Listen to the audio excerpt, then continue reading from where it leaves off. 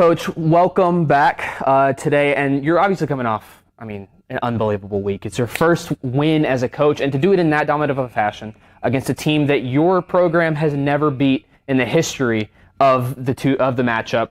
How are you feeling this week? Oh, man, I feel great. I'm really excited for our kids. You know, everybody asks me how it feels for me, but at the end of the day, like I tell the kids all the time, I'm going to get to do this for a long time, hopefully. So it's just the first of many, hopefully. But just to see how excited and just the smiles on their faces, that's why we do it. Yeah, absolutely. And I want to ask you about, you're going back, you only have about a week between each game.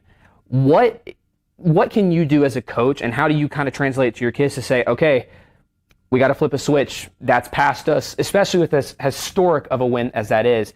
How do you, as a coach, and how do you push it on your players to say, okay, we need to move on. We have Jonesboro next week. We've been fighting it all week. I told them we can't have a PA hangover. We can't. That game was great. I told them Friday night when I was talking to them after we called it up, enjoy it Saturday and Sunday, but it's, we flush it after that. This week was perfect, just to be completely upfront and honest. And I don't think it has anything that we're feeling ourselves or anything like that. The weather's probably done a little bit of that. It's gotten a little warmer. But we've got to do a good job of, and I told the kids, if we want to be a championship caliber team, we've got to practice like one. So we're fighting through that. We're learning and just working on us at this point. Jonesboro is a great program. We got a lot of respect for them. But we have to take care of ourselves first. And we're still learning with me and with how these kids work, and so we've just got to do a really good job of flushing it, enjoying it if we do win, and if we lose, figuring out why we lost and move forward. So I feel like probably the elephant in the room is Deuce Williams. Probably one of the most unbelievable all-around games that I've personally ever been able to witness. 3 different touchdowns in 3 different ways. He opened up the game, and if you do the math, he beat PA on his own by just scoring 18 points on his lonesome. As a coach, can you teach that, or is that just Deuce Williams doing Deuce Williams? Well, it helps when your dad was an all-pro for 13 years and mom was a, all-conference, all-American guard at Louisiana Tech. So the genetics are there, first of all, but, Deuce is a competitor, and I think this game meant something to him. Last year he kind of cramped. Last year he had 2 or 3 picks against him and played a pretty good game, but he was pretty frustrated with the way it went. And so I think he took it a little personal. But, no, Deuce is a special kid, and when you factor in the fact that he didn't really play in the second half, he had a really good block on Akeem's long run where he was in there, and after that he cramped up pretty good. He was also dealing with some chest issues as well, so we kind of held him out more than anything. He was pretty frustrated about that, but just a special kid who winning means a lot to him. Right. And, he was a part of a larger defensive scheme that, in all honesty, was almost perfect. At least to me and Chris.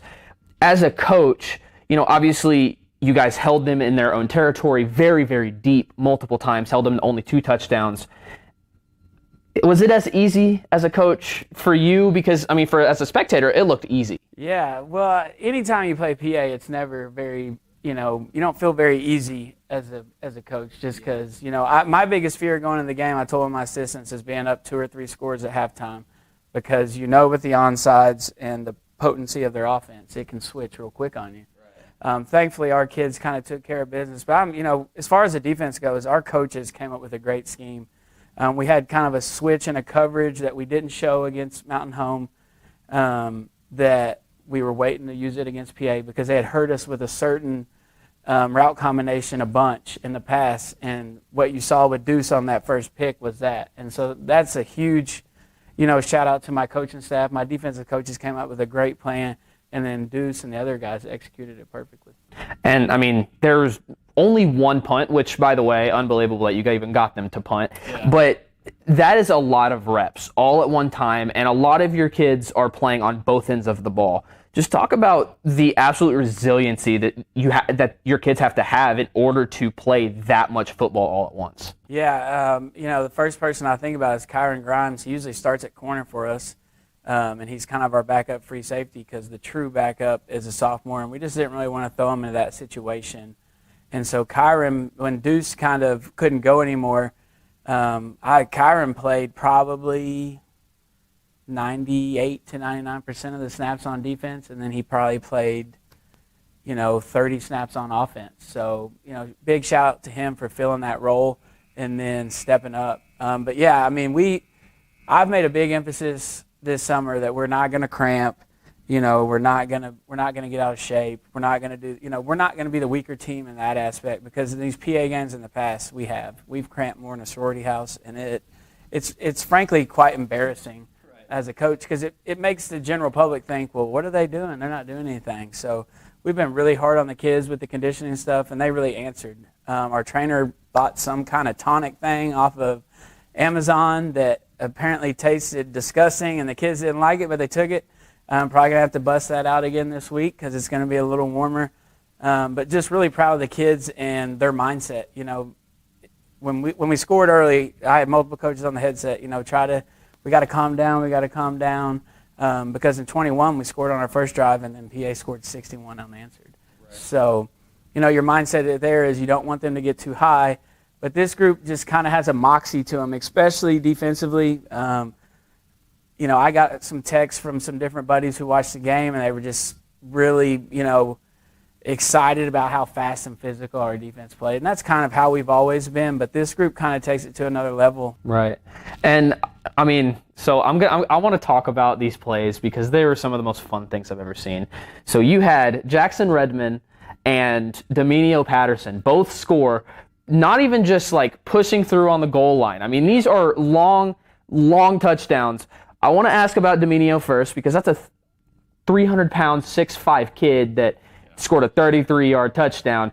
Going into that, was that a plan? Did you have any idea he was going to take that all the way? So the biggest thing that we wanted to do is we just wanted to show the package. The package is called Gorilla, where he goes back to fullback. And actually, right before he got the ball on the headset, I said, hey, I'd love to get him out. I don't want somebody, taking a shot at his knees or something like that. And coaching staff was like, yeah, we got him out after this play. And I was like, okay, well, next thing you know, they hand it to him. And, I don't really blame the PA kids for not wanting to tackle, 6'4", 6'5", 330. Yeah. But you talk about a kid who's, it's just a special play for him to get to experience that. But, yeah, I mean, like I said, we want at the end of the day, we wanted to show it to make teams start preparing for it. Never in my wildest dreams did I think he'd have the longest run of the night at 33 yards. Yeah, I mean, that was unbelievable. I think me and Chris, that was probably our favorite part of the entire game. But I also wanted to ask about the Jackson Redmond touchdown, because obviously Redmond has a huge connection to PA. He's coming from PA to play with you guys. Was that a design play? Was that something that you went into the game saying, I want to try and get Redmond in the end zone? It wasn't necessarily getting Jackson in the end zone. We had that play in. It could have went to Jackson, Lennox, or Aiden Scott, whichever H was in the game. And when they called it or whatever, the whole plan is you got to get the safeties out of the box, obviously. And he moved. The safety bumped out. And Coach Brown, my offensive coordinator, goes, oh, my gosh, he's going to score.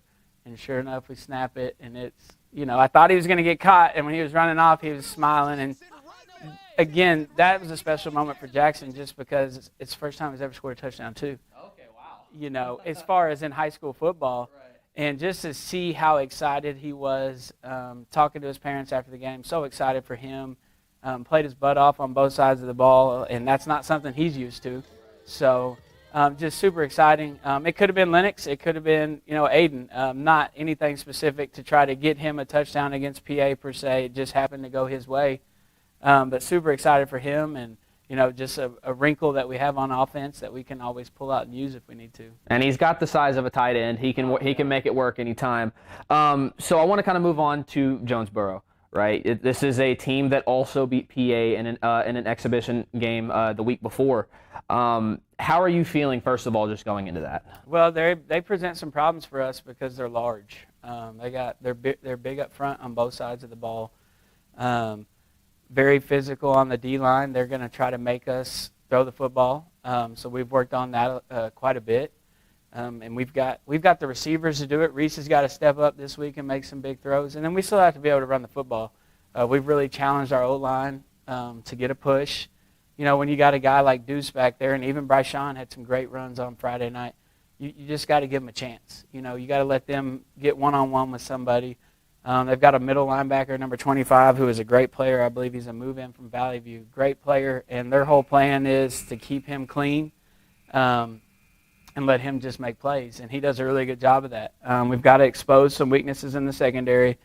Conway did that first play of the game. They went 75 to the house. I was a little worried because one of my best friends is the O-line coach at Conway, and I called him. I was like, oh, you put it on him or whatever. And he's like, it's closer than you think. It was 28-21 at halftime. So definitely a program that has our respect and our attention. And if we don't come out and play well, that hangover is going to hit us, and it's going to be pretty disappointing. Absolutely. And I kind of want to just one more question. I think we talked to you a little bit about Jonesboro. Is this probably your most anticipated, would you say, or do you have another game on the schedule? I don't really have one. PA was up there just because it was the first one. My daughter actually goes to PA, so that's fun for us to, but she's obviously a senator at heart because where she's grown up in the program with me because I've been here since she was born. But not just any specific game. Every game's important. Our goal, the kids wanted to be PA because it's never been done. Kids want to win a state title. So I challenged them this week. No team in this school's history has won a state title and went undefeated. So now you have another goal. You got the monkey off your back now. It's time to focus on Jonesboro and just go 1-0 each week. I'm sure they'll be up for next week just for the way the season ended last year in Lakeside. And Lakeside's obviously a great program. So not any certain game for me. I want to go win them all if we can. Absolutely. Well, Coach, you got a great program, and we'll definitely talk to you next week. Appreciate it.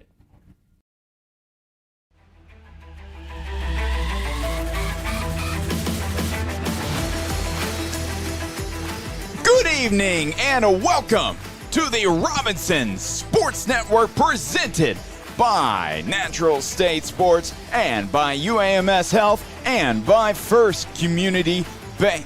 Thank you all for tuning in tonight as your hometown Robinson Senators are hosting the Hurricane of Jonesboro High School. It is a 6A versus 5A matchup, and we have just about 10 minutes before kickoff here at Charlie George Stadium. I'm Chris Gay, your play-by-play commentator. This is Will Stafford, your color analyst. And again, thank you so much for tuning in tonight. And Will, we're coming off a big season opener Week 0 victory over arch rival Pulaski Academy. And if you guys missed it, the Joe T. Robinson Senators got the big win. First win, as far as anybody can tell, in school history against the Bruins. And Will, they got to be feeling pretty good coming off after that win, and especially Coach Up. Oh, absolutely. That's his first win as a head coach here at Robinson. And now, don't get me wrong, he was here for 14 years before as an assistant coach. But to win in that fashion, to win 53-14 is absolutely unbelievable, no matter the way you slice it. And it's going to be very interesting to play against this Jonesboro team who, let's be honest here, this is a much better team than PA. Oh, that is a pretty bold statement. I mean, hey, I'll say it. It's pretty bold. PA has been, of course, they're 7A now, but they have been a powerhouse for a long time. And, well, Jonesboro's actually played PA once already this year in a scrimmage game, and they got the win. Well, now we have the national anthem, so we'll be right back. Under the direction of band director Ben Light.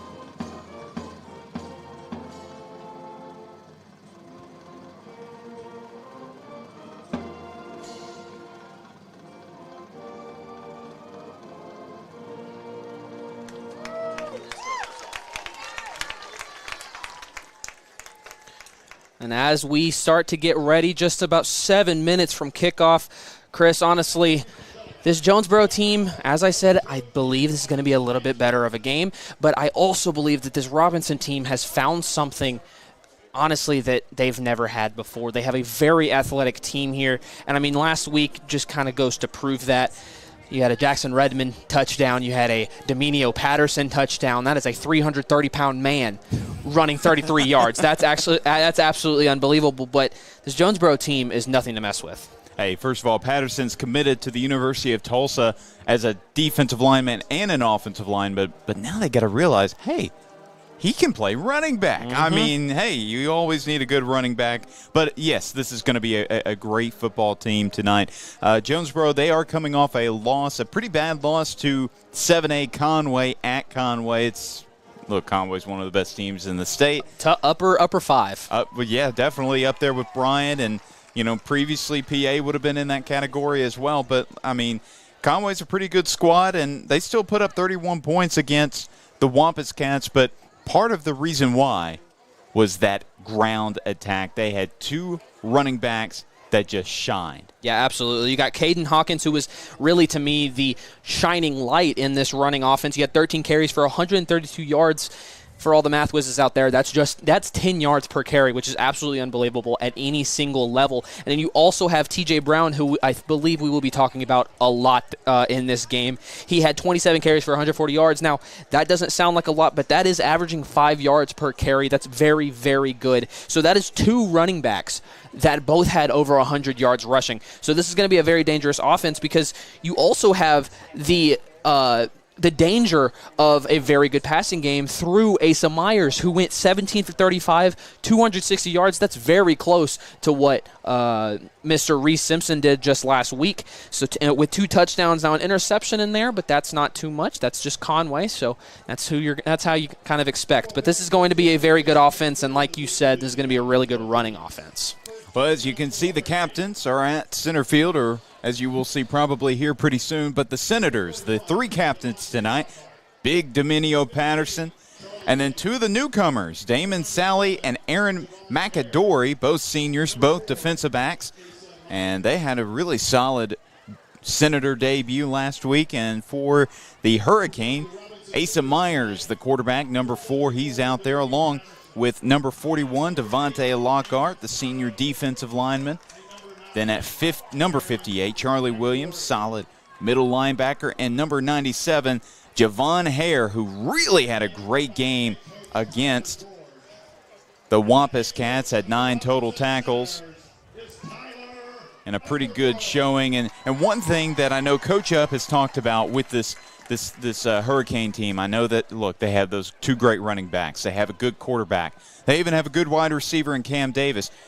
But something else that often does not get talked about when you talk about really good teams is your size. I mean, they have really big offensive linemen, but really big defensive linemen. They have two defensive tackles that are weighing in about 280 pounds. So that this is a big Jonesboro team, and I think we're going to, then that's why they're so successful running the football. They have big linemen. They can create holes, and, I know against PA, Robinson blew them out. They shut down the passing attack, and though they didn't really see much in the end zone running-wise, I still thought that Javion Walker was really running all over that Senator defense. Yeah, absolutely, and I mean, big shout-out to Javion Walker, who did take that big hit early in the fourth quarter, so a big shout-out to him that he is okay. But that was something that we noticed going throughout that game, was that Javion Walker was able to find some of these holes, and, I mean, he was averaging 5 or 6 yards per carry, and that's not what you want to see, especially going up against a run-heavy offense like you're about to face in Jonesboro. Because as we talked about, we have a couple names to watch out for in the backfield, and again, we'll repeat that. That's Caden Hawkins and T.J. Brown, and T.J. Brown is going to be the one that you're probably going to see a lot more of. And here come the Senators. The Senate is in session tonight at Charlie George Stadium. We cannot wait to get this one started. About 2 minutes, actually just a hair over 2 minutes till kickoff. And one guy that I don't think we've talked enough about, and we'll talk a lot about him, well, for all year. Yeah. It's Deuce Williams. I say we haven't talked about him enough. We talked about him a lot last week. Look, we really still thought he should have been the Natural State Player of the Week. Yeah. I understand Hampton at Don't give it. Sylvan Yeah, Hills, Hampton did have a 7 great touchdowns, first win in 2 years for the Bears. I understand. But when you have a player like Deuce Williams, if you look at some of his stats, he only had 5 rushes. Not incredible, only had 1 catch. But he had 1 rush for a touchdown. Yup. He had an interception for a touchdown. Pick 6. He had of course, the Bruins known for their pooch kicks and onside kicks. He was able to take one to the house. Touchdown, touchdown, touchdown, and now the math, you mentioned it, something special about the 3 touchdowns. That is 3 different ways of scoring. That's a special teams, a rushing, and a defensive touchdown, which is absolutely incredible. But I don't know what you're trying to. He beat the Bruins by did. himself. He did. That was something I had been talking about a bunch. Yeah. He did beat the Bruins on his own. 18-14 on his own. He was responsible for 18 points on his own. So I'm still saying that's my Natural State Sports Player of the Week. Yeah, I'll die on a hill saying that. I'll also die on a hill saying he is the 5A Player of the Year. And we're just about ready to get kicked off. Here is William Tate. He will get this one started. And this one will be returned by T.J. Brown, their star running back. He's got a big hole, and he's down about the 40-yard line. That was a really good return by the senior. So Asa Myers and company will get started at the 40-yard line, their own 40, that is. Pretty good field position to start. And just as we were talking about Deuce Williams, right back on offense, is going to be that free safety to the backside of your screen. Next to him is Jaden Todd. See Sally out there as well. And early on, it's T.J. Brown getting the snap, and that's Dominio Patterson coming up with the tackle right away. He had a few of those last week against the Bruins. And you can already tell that Robinson knows that this is a very run-potent offense, so you're going to want to put a lot of emphasis on that defensive line. 3 receivers on the left side, 1 on the right. T.J. Brown, the running back, to the left of his quarterback, Myers. Myers looks to pass. He got it to his receiver, and that was Jaquez Jordan, who also plays some safety and some corner on the defensive side of the football. And you can see why Deuce Williams is back on that free safety. He read the pass immediately. That's close to a screen pass, but not quite there. It did gain a little bit of yards on the pass. Brown's got the handoff, and that may be enough for a first down. I believe it is. So that will be a UAMS first down. Courtesy of T.J. Brown. He had probably, I'm sure, a bunch of those last year. He had up over 1,000 yards. He's one of the top returning running backs in the state. Was a 5A All-State player last year. He's picked up a bunch of offers this summer. Myers going deep downfield, and it was not really in the area of his receiver. That was Cam Davis, his top receiver he was looking for. Interesting thing about Cam Davis, he had a fantastic game against the Wampus Cats. I mean, look, playing the Wampus Cats is not easy, but last year he had 10 receptions, 128 yards, and 1 touchdown. Last Friday, he had 10 catches, 144 yards, and 2 touchdowns, already up and over his totals from last year, and that pass went right through the hands of his receiver. That was Cam Davis he was looking for again, so trying to get a star involved. And someone we're not talking about too much, but I have a feeling we will talk about throughout the year, including tonight, is Kalen Norwood. Yeah. 9 total tackles just last week, 6 of them solo. Was the one to break up that deep attempt by the Hurricane there. So and he's been all over multiple of these plays, and it looks like there's going to be a penalty that sends Hurricane back. Didn't even notice it, but yeah, Hurricane will go back 5 yards. So now it is 2nd and 15. You're saying it's holding? I think it was holding. It would not surprise me. I believe Kalen Norwood was being held on this close side. Two receivers on either side. Running back is still T.J. Brown. Have yet to see Hawkins. Brown, nice left-handed grab, and he's tracked out of bounds. That was Patterson taking him down, but not after a maybe 5 or 6 yard gain. So now it brings up 3rd and long. Senators expecting pass here.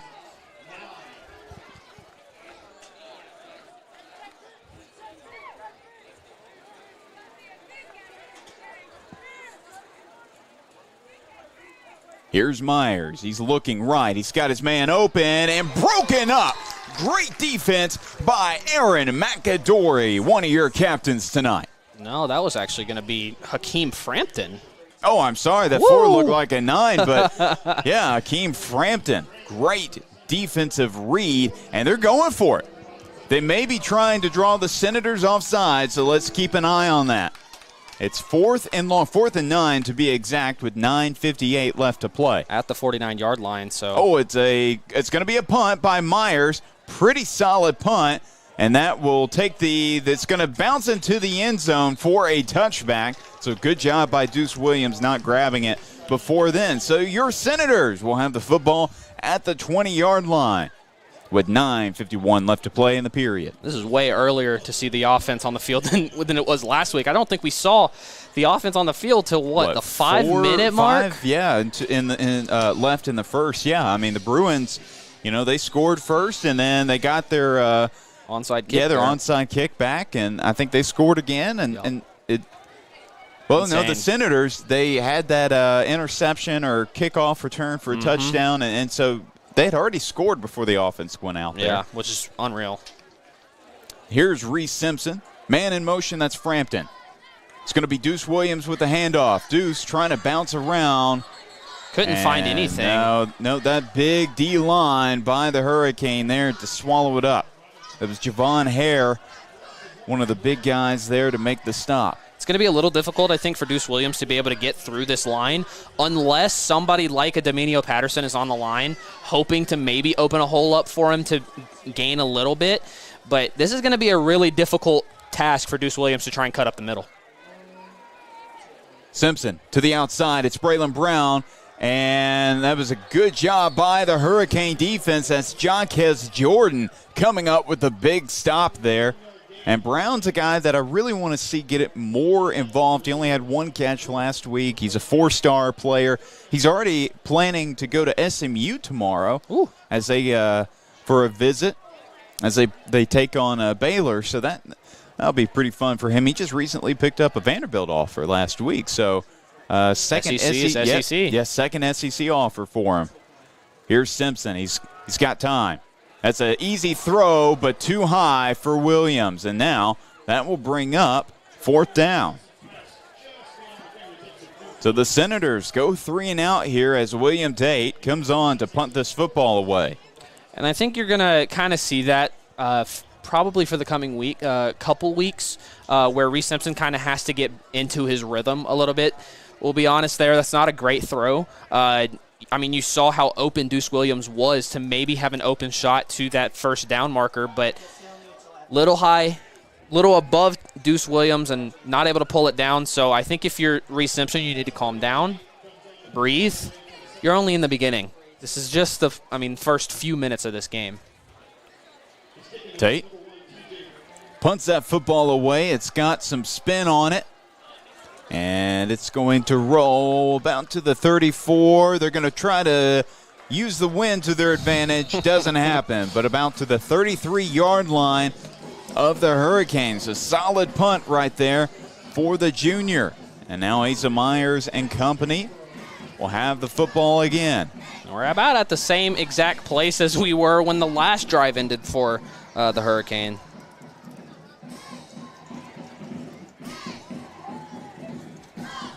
Now, to be honest, that last drive was not bad by the Senator defense. Just need to be able to kind of understand what they're going to do early. Hand off to Brown. Brown, he got stopped. Jaden Todd, one of several Senators to bring him down. And that was a big hit on the senior running back, which is what it takes to bring him down.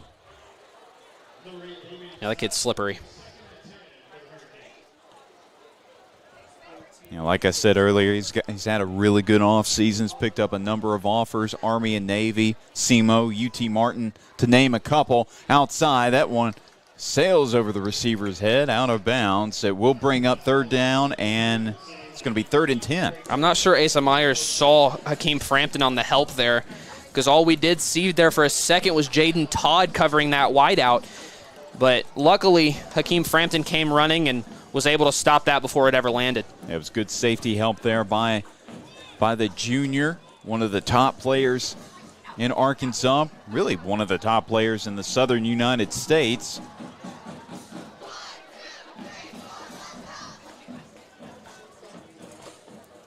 Three receivers, left side, one on the right. Here's Myers. He's got his man open. It's Davis. Davis holds on, and he will be short, just short of the first down. We'll see if they go for it here. Well, they tried to go for it earlier. Or, well, they attempted like they were. I think they're going for it. And keep an eye on. Well, no, it's actually going to be a first down. I had a feeling that's what I was going to call. That's a UAMS first down, and, well, they didn't even realize it. So they tried to go with the quarterback sneak. Yeah, they gave them for that was a weird. That really did not look like a first down to me. I'm not sure it was, but I'm going to guess it's just kind of forward motion type of thing. Yeah, it's not really something.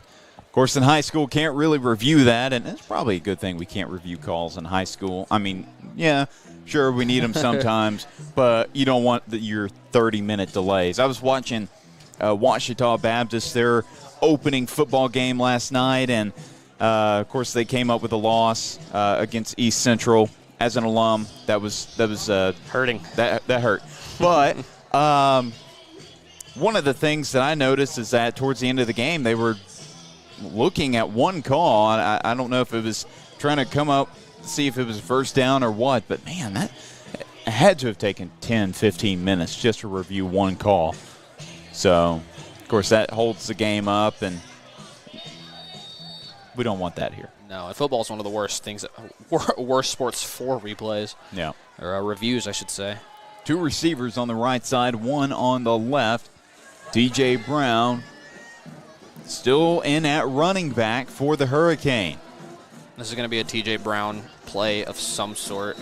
Can't really tell because it could be a screen pass with a little bit of motion ahead of time, but it's not going to be. Yeah, it's going to be a run up the middle. Brown got hit hard by Tank Reese, which is about the only kind of hits he knows how to dish out, but will be a gain of about 5, and Brown is down hard. And I'm going to guess that was just wind knocked out of him. However, that is going to be Jaden Todd on the ground as well on this close side. Oh, I do see him, yeah.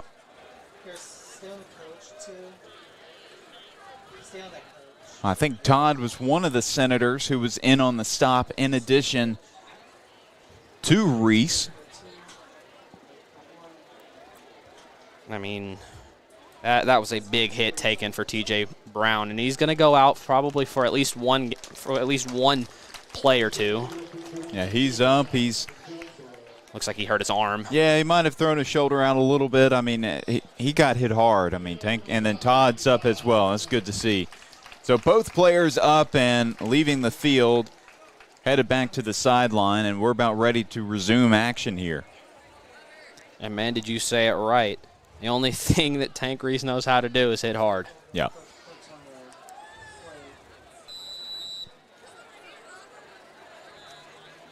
Two receivers on the right side, one on the left.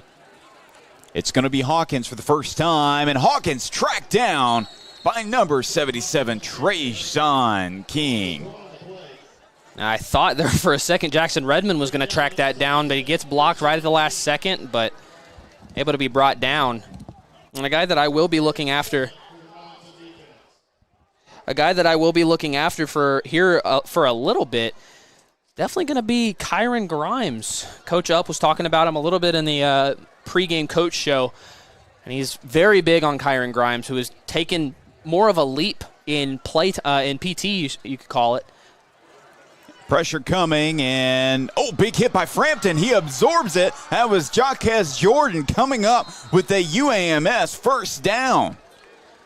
You could kind of tell Hakeem Frampton was kind of expecting him to run through him, so if he could, he was going to bring him down with him. But, man, did he just stop on a dime. Yeah, that was a great job by the senior as that's going to be a run up the middle, another run by Hawkins. And the Hurricane, they're trying to speed up their tempo a little bit here. Myers outside. Frampton misread the play. Deuce trying to track him down. And they're saying he is short at the 1 yard line. That is number 23, Cameron Davis. He's saying he got in for the score. He said he reached the pylon, but they have him marked at the 1 yard line. I believe he stepped out at that 1 yard line. I think that's the only reason he didn't make that. Senator defense set up here as they had to track down the football. Keep an eye on the quarterback, Myers. He's under center, and he's going to try to push it in. I don't think he got in. I think he's short. Yeah, he's short. It was a good job by the Senator defense to get set as T.J. Brown's going to head back out onto the field. I would imagine he might get the handoff here and another blocker. That looks like number 54, Desmond Golden. Handoff to Brown, and he's short again. Woo! Unreal goal line protection by the Senators so far. So that brings up 3rd and short.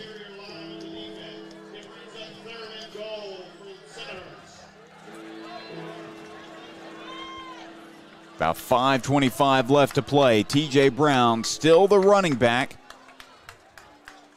And Brown got it off the handoff or off the snap, and he is in for the score. Touchdown Hurricane. They strike first in this ball game. That's some misdirection there. I thought Myers was going to get the snap, but clearly that was the point of the play. It was Brown on the receiving end, and now we are lining up for the First Community Bank extra point attempt. This is number 91, Alex Glomsky, the junior, set to kick this football.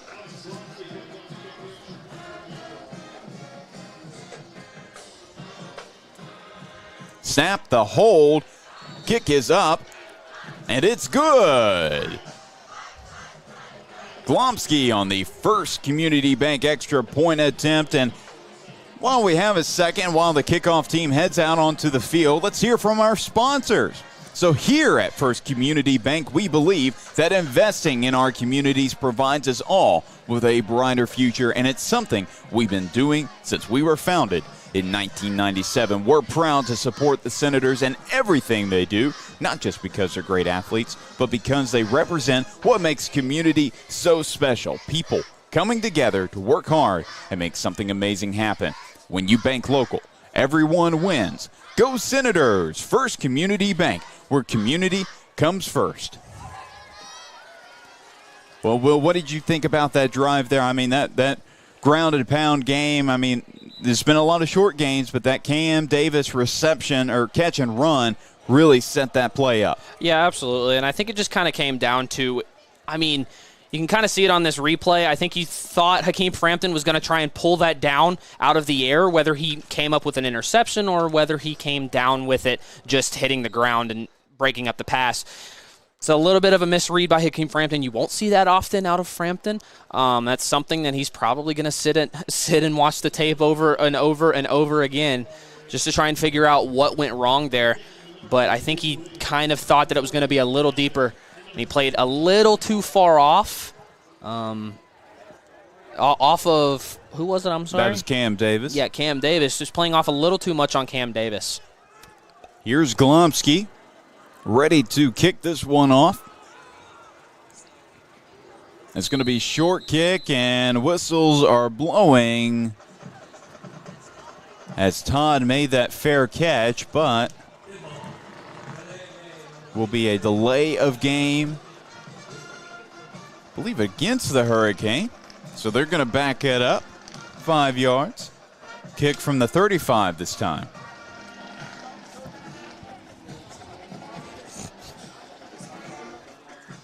Well, while we have a second, let's hear from our friends at Preferred Printing. Got printing needs? Call our friend Jim Ashley at Preferred Printing. All types of business products, custom letterhead, flyers, business cards, and vinyl lettering. Oh, and banners as well, like the ones we're hanging in the stadium.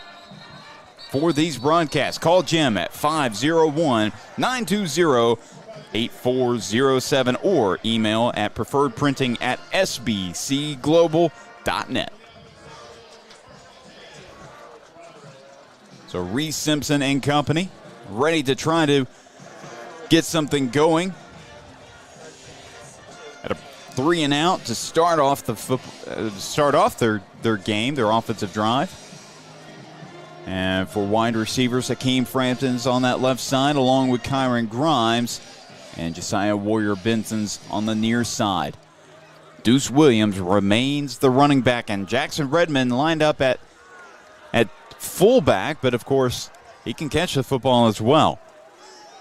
Handoff to the running back. It's Williams. Oh, he's able to get through that tackle. Breaks another tackle.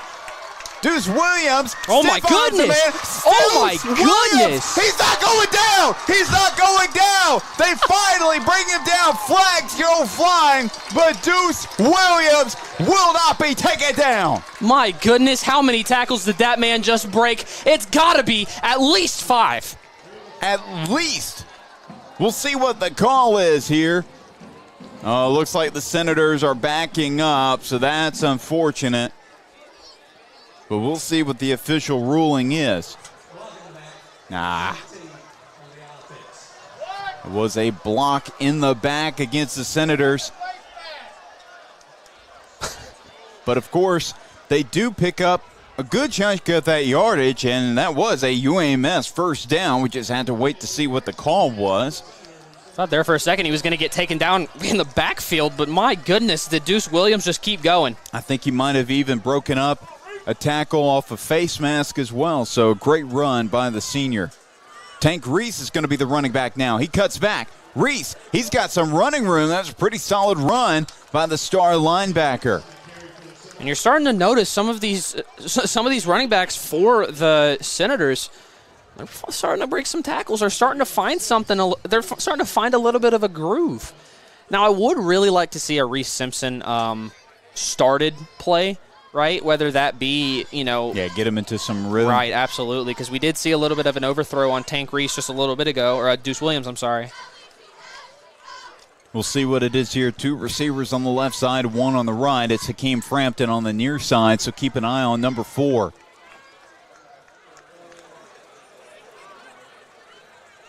It's going to be handoff to Simpson, and he's taken down in the backfield. Great defensive play. Great stop on number 25, Noah Wendell. Noah Wendell.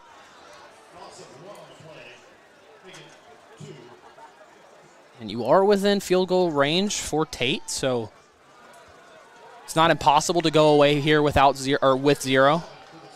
points, I should say. 3rd and 7 at the 21-yard line. 4 receivers on that right side. It's Deuce Williams, Josiah Warrior Benson, Kyron Grimes, and Frampton. On that left side, it's Trey Petty. This will finally be the time we see a Reese Simpson started play. Simpson looking left. It's Petty. Petty's first catch of the season. He stiff arms a man.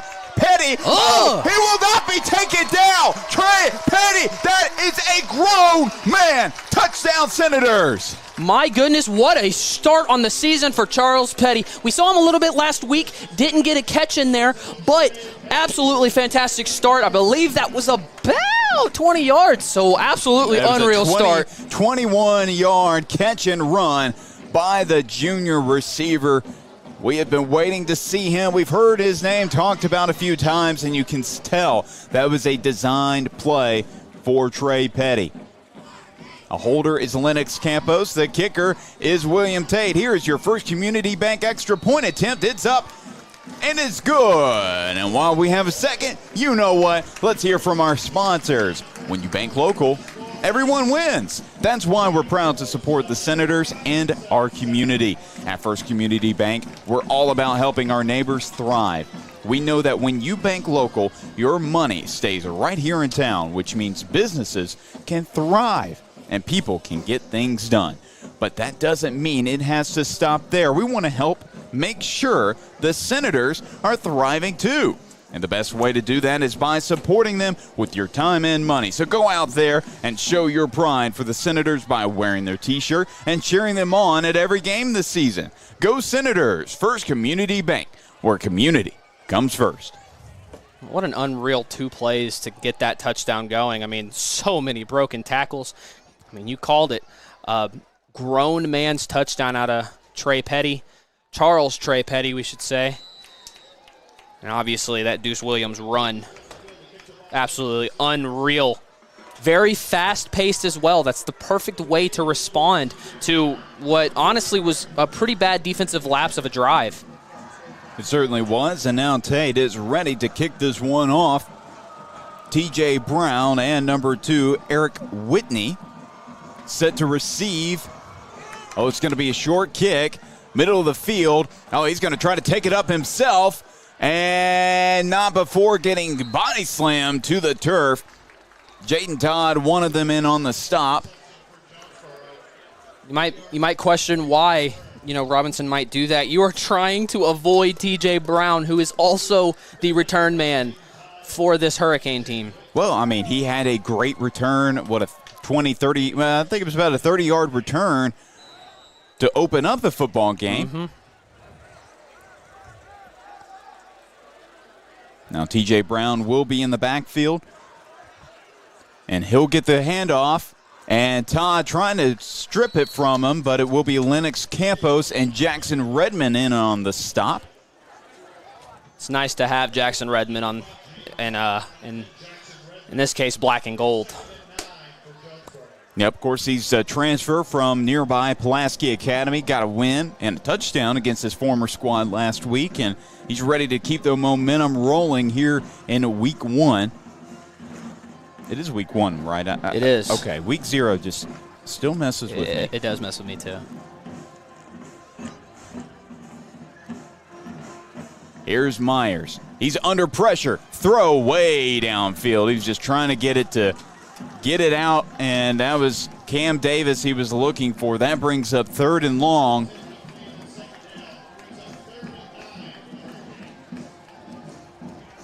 And, I mean, that's you can kind of – you can give that really to Kyron Grimes on a really good coverage. Obviously, Cameron Davis didn't get to his spot in time, and that's kind of what that basis was on for Asa Myers, was if he can get to the spot, it's a free open field, but Kyron Grimes was able to stop that before it ever happened. I think Myers also saw Tank Reese, of all people, flying after him, and T.J. Brown, that may be good enough for a UAMS first down. We'll see what the call is here, because I got it wrong last time. Okay, that will be a UAMS first down. But look, I mean, when Tank Reese is blitzing and running after you, you got to get that football away. Here's T.J. Brown, solid run up the right side. About a 5-yard gain by the senior. Now, if Tank Reese was running at you full speed, would you just throw it away, even if it means I'd a run penalty? the opposite direction. Heck, I'm going to even give him the football. Handoff again to the running back, Brown, brought down by Jaden Todd, who's having a really solid start to this game on the defensive side of the football. Lennox Campus about just took out Todd there. Yeah, about friendly fire. And above your screen, the Jonesboro Band is having a flashlight, competition, duel or whatever with Robinson's. That's light show. Yeah, it is a light show, and it's over now. It's Hawkins in at running back. It's Myers throwing here. He's got an open man. It's Jordan. He's got the UMS first down and about a yard more. So the Hurricanes starting to roll a little bit here. And that's probably going to be something that you got to talk about after this game already. Multiple 3rd down conversions. And that's Hawkins and Redmond, Patterson, And Caleb Smith in to make the stop. It was only about a yard of a pickup for the young running back. Hurricane, they're just kind of trying to keep playing hurry up here. Again, a handoff to the running back. It's Hawkins. There's a flag on the field right around the 30, no, more like 27-yard line.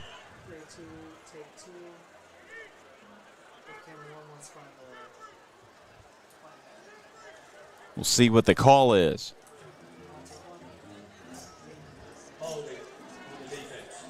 We'll be holding on the Senators.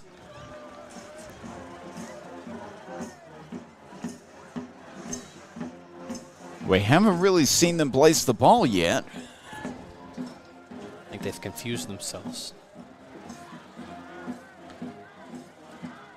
Coach Updergrove trying to understand the call with one of the officials.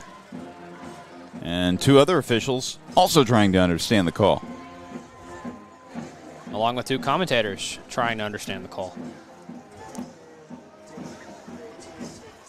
Well, while we have a second, let's hear from one of our sponsors, UAMS. When orthopedic injuries happen, get expert care now.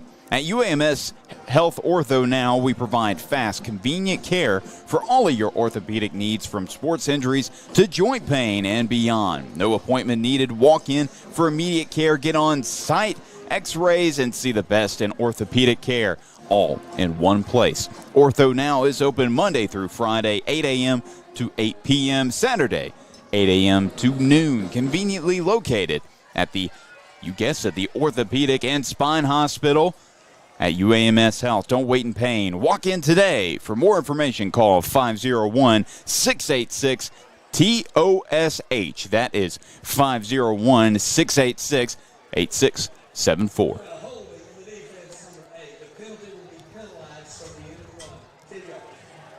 So we'll be, again, holding on the defense. I think what they were trying to figure out was where to place the ball. Will be placed about the 23-yard line. Coach Up is not giving this up.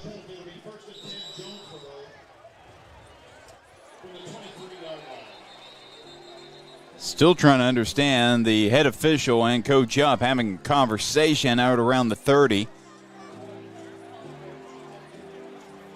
Now, he is still not happy with this call.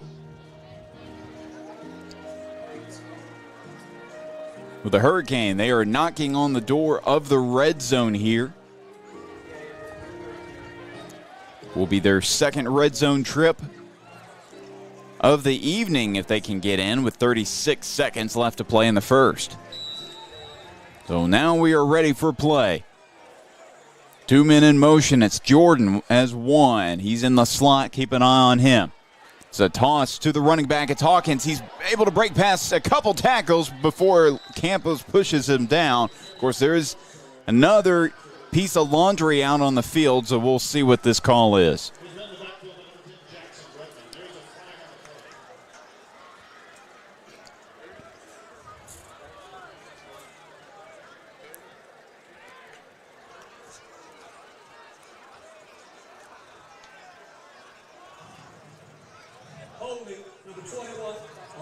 All right, we'll be holding on the offense this time.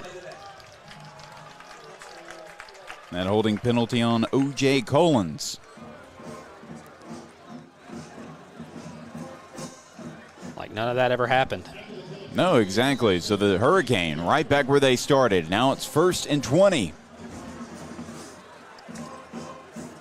They look back to their sideline.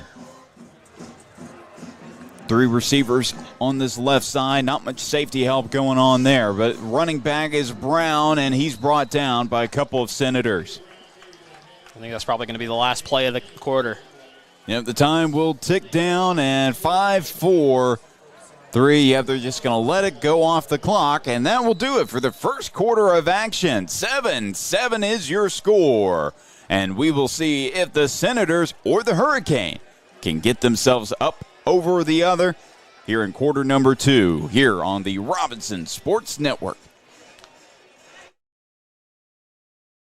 PCSSD is a family-like environment. There's always smiling faces. There's greeting in the morning and the afternoon. They get a lot of involvement, not just parent involvement, student involvement, staff involvement, and I love all of that. I chose PCSSD because I was zoned here, but what made me stay was the support that we receive as a family. And the best part about the day is my son come home with a smile on his face, that he enjoys school and excel in the classroom. It's real big to our family.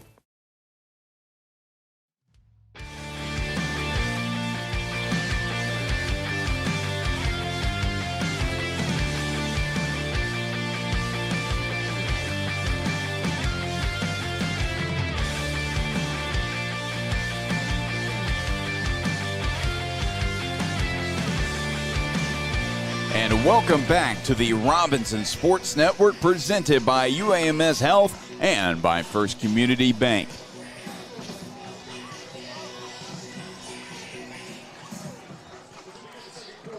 So the Hurricane have the ball to start off the second quarter.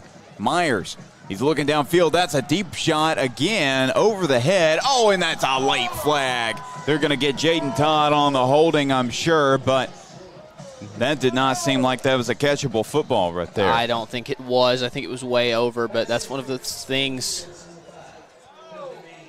Yeah, it will be holding penalty on Jaden Todd right there. And now Jonesboro will have the football in the red zone. Well, okay, yep, it's going to be in the red zone at the 15.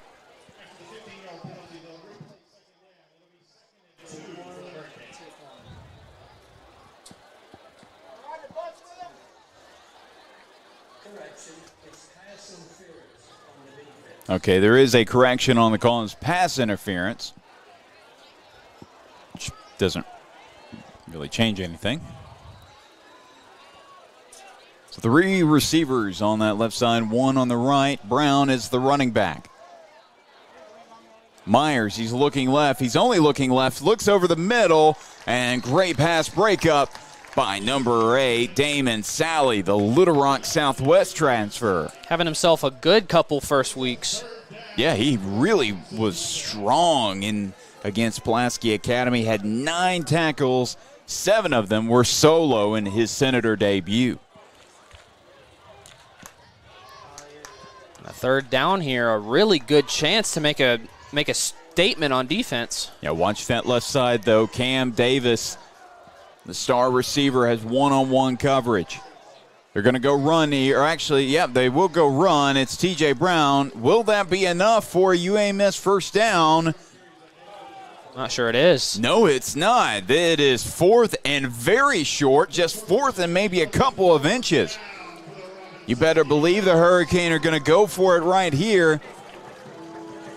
They're going to bring in an extra. Oh, yep, they're going to bring in the Wildcat. So they bring in number 31, Jalen McCulloch. But it will probably be T.J. Brown that gets the handoff here. It's going to be Brown up the middle. He's met. Is he short? I think he only needed a little bit. Yep, that will be enough for a UAMS first down. So now it is first and goal. Or not first and goal, excuse me. Will be 1st and 10 at the 13-yard line. I do question that that placement of the ball. I mean, it seemed like he was stopped very close to the line of scrimmage. I know some of the Robinson coaches not really happy with that placement. They're chain gang. Yeah, they're going to try to measure here.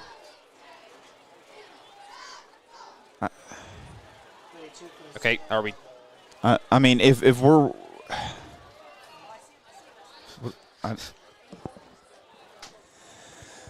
Well, while we have a second, let's hear from one of our sponsors. It's our friends at Preferred Printing. So you got any printing needs? Well, call our friend Jim Ashley at Preferred Printing. All types of business products, custom letterhead, flyers, business cards, and vinyl lettering. Oh, And guess what? They got banners as well, like the ones we have hanging in the stadium for these broadcasts. Call Jim at 501-920-8480, 07, or email at preferredprinting@sbcglobal.net.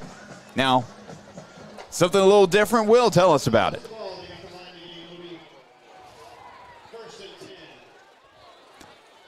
Okay, so I see that they put up 4th down, and now it's back to first. That's why I was. So it's still first and at the 13. So nothing changed. They brought out the chain gang there, guess to try and appease both sides, but I'm not really sure what that was about. No, didn't appease this side. Coach Up is not happy over here on this sideline. No, he's not been happy this half at all. Handoff, it's going to be fake handoff. Cam Davis taken down before he got into the end zone. It was a great grab, great grab and a great tackle by Hakeem Frampton.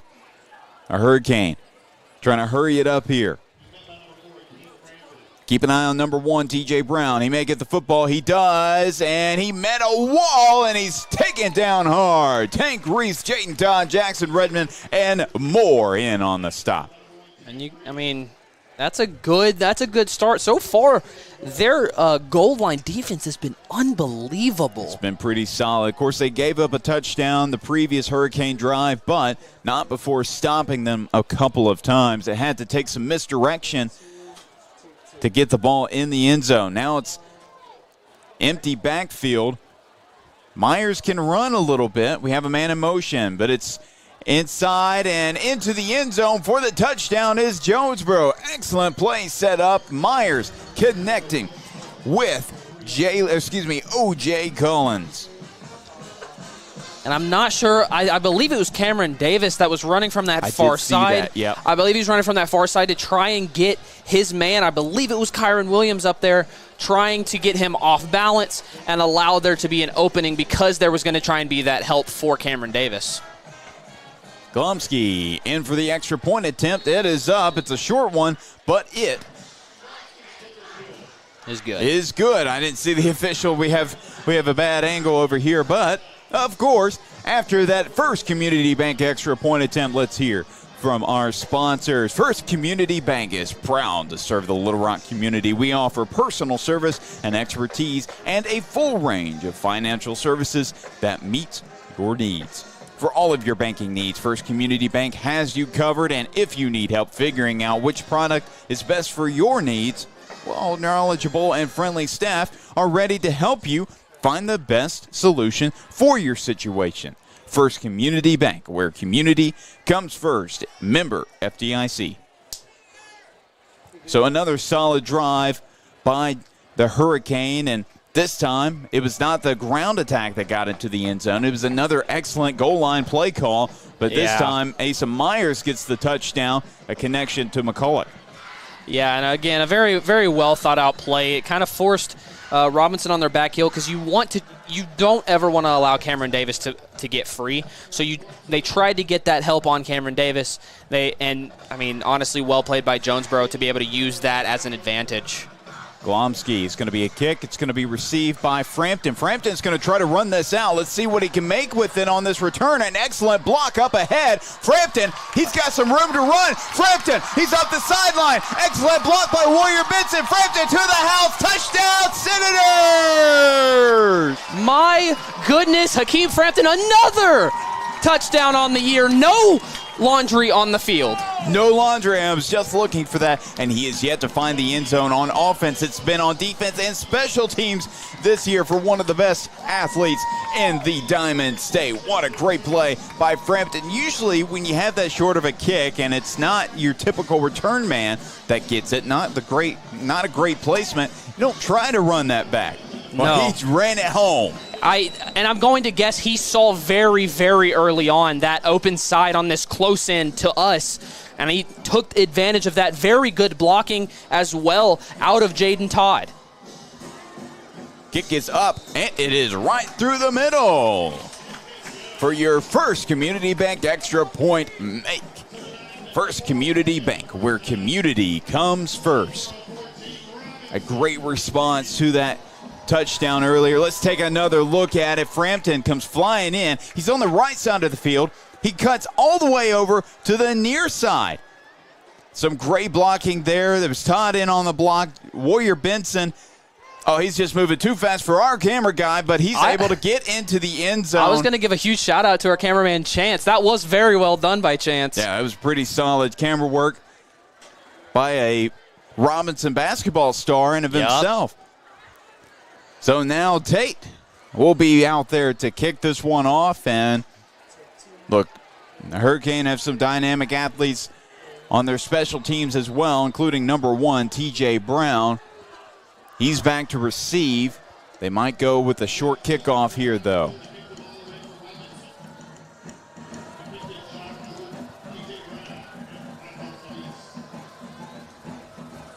It's another short kick, and it's going to be a fair catch called by C.J. Lovelace. And again, trying to avoid T.J. Brown out there, and I do not blame you. Yeah, it had a solid return, about a 30-yard return to open up the game, which really set the momentum a little bit for the Hurricane. And, of course, the Hurricane, they have to worry whenever they kick off or punt. They need to get it away from all of the Senators' playmakers. And it's hard to do that when Hakeem Frampton is playing up on the 30-yard line, and they kicked it right to him. Now, I do have a note in here for myself that this is a very potent offense when it comes to the Jonesboro Hurricane, right? And I have written down that Robinson has to find a hole in that defense, or they have to respond on offense every single time. Now, in this case, that was not offense, as that was run on the ground, and there is Laundry on the field. Yeah, that might have been couldn't tell. The tackle was around the neck. We'll see what the official call is. I'm not sure if that was a face mask. Yeah, it was a face mask on the Senators. So the Hurricane get moved pretty easily up front. And as I was saying, they do want to respond basically every time up the field, and who else but Hakeem Frampton to do that? It wasn't on offense, it was on special teams, but Robinson finding the right ways to respond. Handoff to Hawkins. This time goes basically nowhere, just 1 yard on the left side.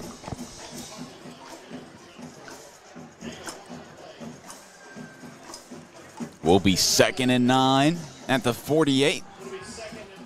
It's actually more like the 49-yard line. 3 receivers on the right side, 1 on the left. And going to have some flags, maybe some movement by the Hurricane. That may take them back a few yards. It sure was. Some illegal movement there, and so they will be taken back a few yards. Taken back 5. And these are the plays that Robinson hasn't really been able to make many stops. Now, these 2nd down and longs have been pretty good, but I'm a little worried about if they can get this to a 3rd and long. They haven't been able to find an answer. 2nd and 14. Handoff to the running back. It's Brown. He's just stumbling for a few yards, but he's taken down. Todd and I believe that's C.J. Bryant in on the stop. Of course, man, Todd's been all over the field this evening. But I will admit, they have done a very good job at holding T.J. Brown close to the line of scrimmage each time.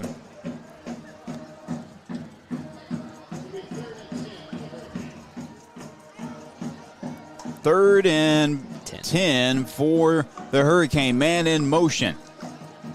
Meyer looking, going deep. He's got a man. Flag on the field, but not before Grimes comes up with the great pass deflection. We'll see what that flag is all about. This has been kind of a long first half with all the flags being thrown. Just 8:37 left to play in the half.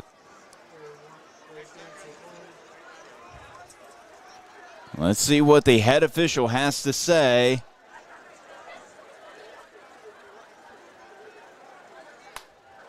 There are 2 fouls on the play. We had an eligible receiver downfield on the offense, number 52 and 53. We had pass interference on the defense, number 0. Those penalties will offset We'll replay the net. All right, so it's offsetting penalties there. So an illegal receiver by the Hurricane.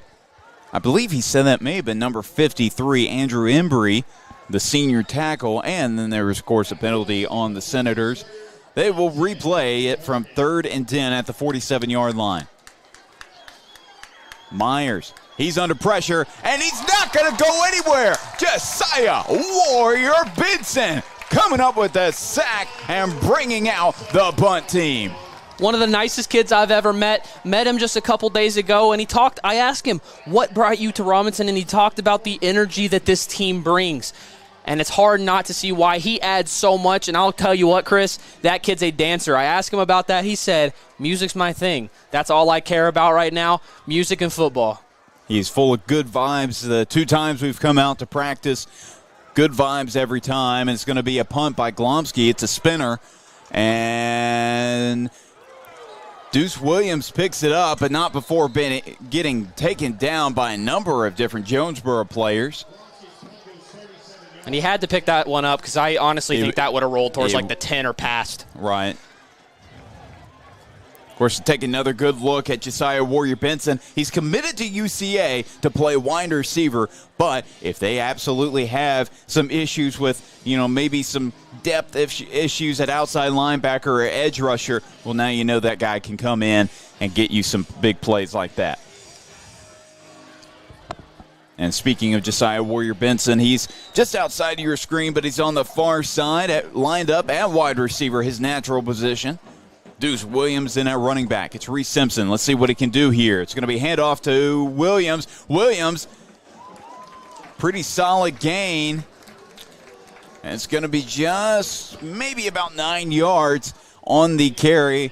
And this offensive... I don't really like the placement, but they're going to give him 8 yards right there. This offensive line has been unbelievable for Deuce Williams in a lot of these runs. And we talked about how big Jonesboro is, and you can see it on your screen. This is a very large defensive line. And Deuce Williams has been able to find the holes, and that's all in part to the offensive line. Frampton's going to have the football here. Frampton cuts back. Frampton's got a UAMS first down and more after being taken down hard. Coach Uptergrove trying to get the attention of the official, saying it was a late hit, which I don't know if it really was. He was wrapped up before he went out of bounds, but thrown down definitely once he was at the sideline. But that was a great run, great play set up for that UAMS first down. And you can kind of see a little bit of groove coming in to this offense. You can kind of see Hakeem Frampton's getting more involved. I think you're probably going to see a handoff to Deuce Williams in the backfield here, but yeah, that is going to be Deuce Williams. I second-guessed myself. There's also Jaden Todd out on the right side. Trey Petty's in the near side in the slot alongside Josiah Warrior Benson, who's in motion. And that's Braylon Brown also on the right side. It's going to be a catch by Jaden Todd. That's his first of the year. Jaden Todd bursts of speed, follows his blockers, and picks up a UAMS first down. So right now, with the way the trend is, every time a Senator wide receiver gets a first catch of the year in this game, it's been a first down. It's been a first down or a touchdown, apparently. Yep. So, and you notice that Josiah Warrior Benson was in motion, took off across that front line, got the easy block, allowed, I believe that you said Jaden Todd. Yeah, Jaden Todd on the reception. Allowed Jaden Todd to get those extra few yards, picked up about 14. Going to be handoff to Williams. Williams, he's got some room to run. A helmet goes flying. That was a great stiff arm by the senior athlete, and that will be another UAMS first down. And I'm starting to get the feeling that Jonesboro's outside tackling is not doing the greatest. If you notice, there's not a lot going up the middle for Robinson. It's more of these pitch plays to go out towards the sidelines and allow your wide receivers, a lot of times Josiah Warrior Benson, to be able to get these blocks and allow these easy run-ups. Yeah, the wide receivers have been making some great blocks here. Deuce Williams again got the handoff. Another stiff arm. He's trying to go back on the other side, but he got finally brought down. Forward progress will give him a few. Well, actually, they're going to take him back a yard. I thought he would have had some forward progress, but he did try to run backwards. So it will be 2nd and 11 from the 28. Nope, 29. 6:09 left to play in the first half. 4 receivers on that left side. Here's Simpson. He's got a run. He's throwing up to Warrior Benson, and it was a broken play, trying to get it to his star receiver. Couldn't get it done that time. And I see the idea, but I think Warrior Benson just kind of got caught up in trying to get past who I believe is going to be Jalen Alexander. Trying to get past Jalen Alexander, just couldn't quite get past. Frampton and Brown on that left side, Warrior Benson on the right side. It's Jackson Redmond to provide some blocking. Deuce Williams, the running back. He goes in motion. Simpson. It's going to be a screen to Redmond, who catches it one-handed, but Jonesboro read that one like a book. He maybe got it back to the line. Actually, yeah, he got it to the line of scrimmage, and now that brings up 4th down. This may be a little bit out of Tate's range. He can kick the 20 to 30-yard field goals with no issue. We have not seen him attempt a 40 yet, though. That was more of his brother's range, John Tate, who's a great Senator kicker himself. Looks like the Senators are going to go for it. And why wouldn't you? It's a great defensive drive last drive. Simpson outside. Complete miscommunication between Frampton and Simpson. Yeah, it's hard to it would be hard to believe if Hakeem ran that wrong route. I'm going to guess it's just a bad miscommunication between what play was going to be run and Simpson trying to kind of guess where Frampton would be.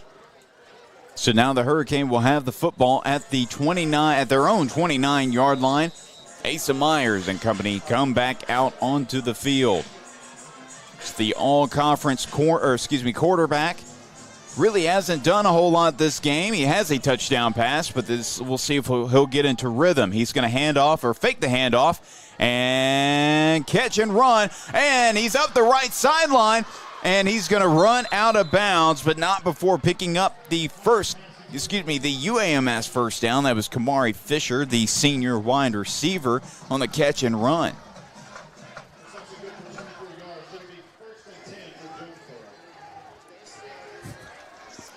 And Brown up the left side, he's pushing, and he's going to get maybe 4 yards on the carry. Will be second. It's going to call it 2nd and 7. Yeah, I mean, again, they've done a very good job at stopping T.J. Brown in a lot of these. 3 receivers on that left side, 1 on the right. Myers looking to pass, throws over the middle, and in and out of the hands of his receiver. That he was looking for Cullens right there. He connected with him in the end zone earlier for the touchdown.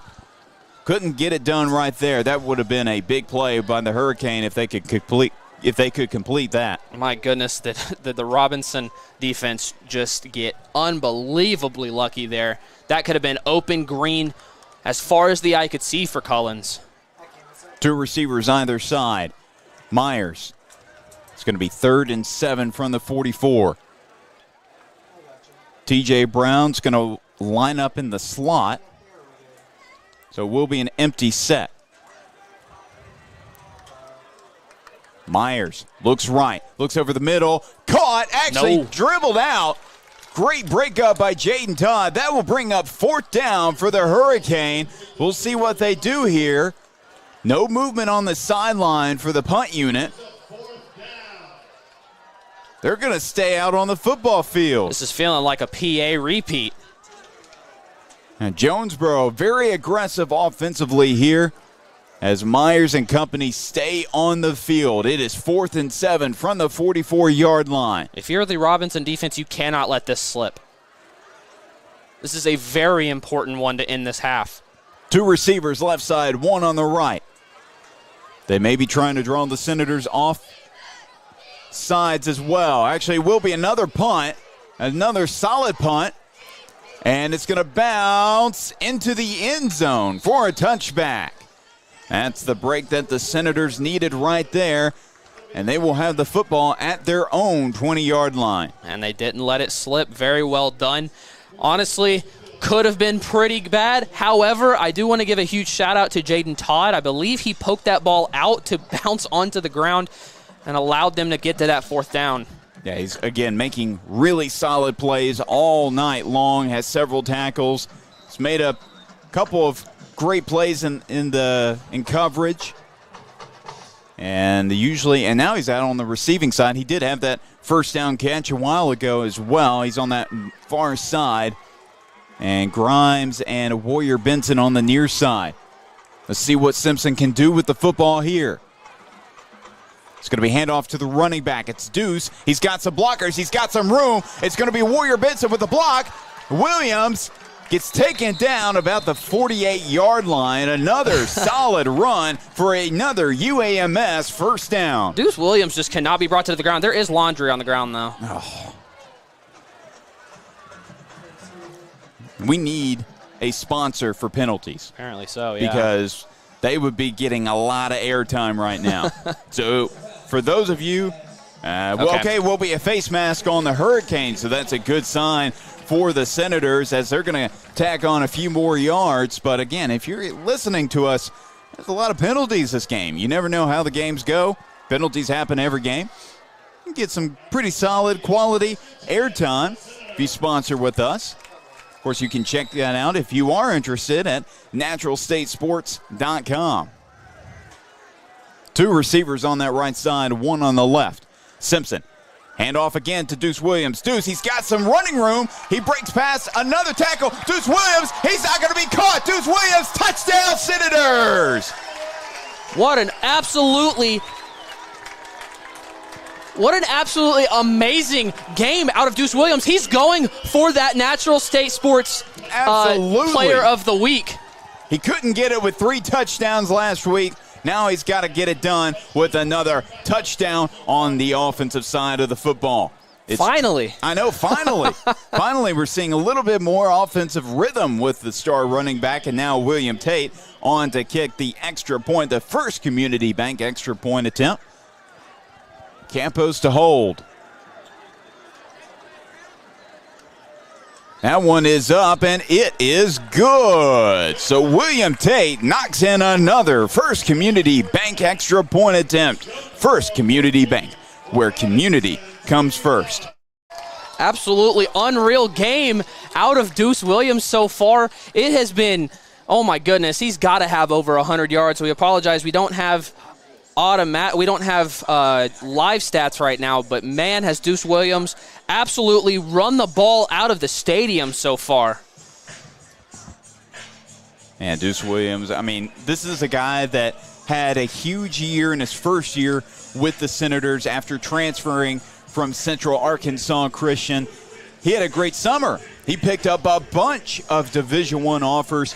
I saw some UCA scouts here, or at least some guys dressed up in some UCA clothes. I don't know where they're at now, maybe somewhere enjoying the ball game, but he is no doubt, he does have a UCA offer, so no doubt they are watching him, possibly a future Bear. That would be nice. With Josiah. And I was going to point out, Josiah Warrior Benson has been a part of like all of these runs. He's had very good blocks for him. That is exactly what coaches like to see. A fair catch called a bunch of times by one of the Hurricane. That was Angel Felice, the junior running back. So the Hurricane will get the football. Let's see where they're going to mark it. About 20-yard line. Also, I want to give a huge shout-out to Michael Merritt, one of our personal coworkers, Matt K, TV Channel 7. So big shout-out. He came up to say hi to us. Yeah, he said he's coming back. He is coming back. Yeah. I asked him for a hot dog. The app. He offered. I know, yeah. I haven't eaten, so. Yeah. Yeah, he is the GOAT IT guy. Oh, absolutely. The GOAT. Literally not a problem he can't fix. And another great catch and run by number 6, Kamari Fisher. Had a great run on the previous Hurricane drive, and that's a pretty solid catch and run right there.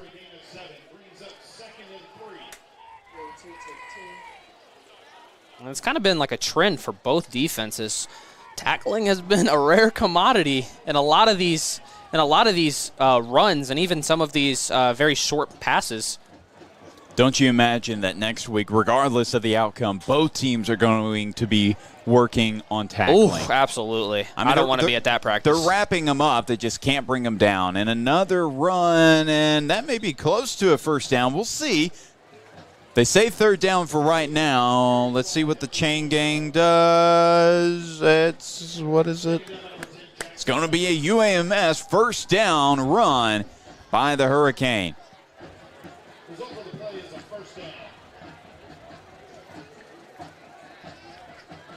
Two receivers on either side. Keep an eye on the running back, though. Actually, he's going to block this time. It's Myers. He's going deep downfield. He got his receiver. What a great catch by Jamarius Jackson, the junior receiver. And I'm not sure Hakeem Frampton knew that ball was coming his way. No hand up in the face. It was tight coverage nonetheless, but an excellent placement. I mean, you cannot have better placement as a quarterback. Myers looking left. Now he looks over the middle, and that was kind of a dangerous pass. He could not get it to his star receiver, Cam Davis. Oh, there's a flag.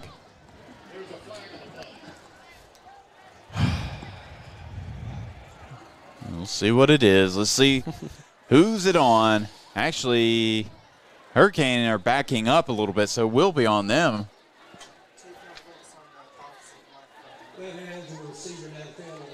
All right, ineligible wide receiver. Just ineligible receiver, but the second time they've called it on them. It's not really a common call, but they've gotten the Hurricane on that twice. So now it is 1st and 15 from the 35.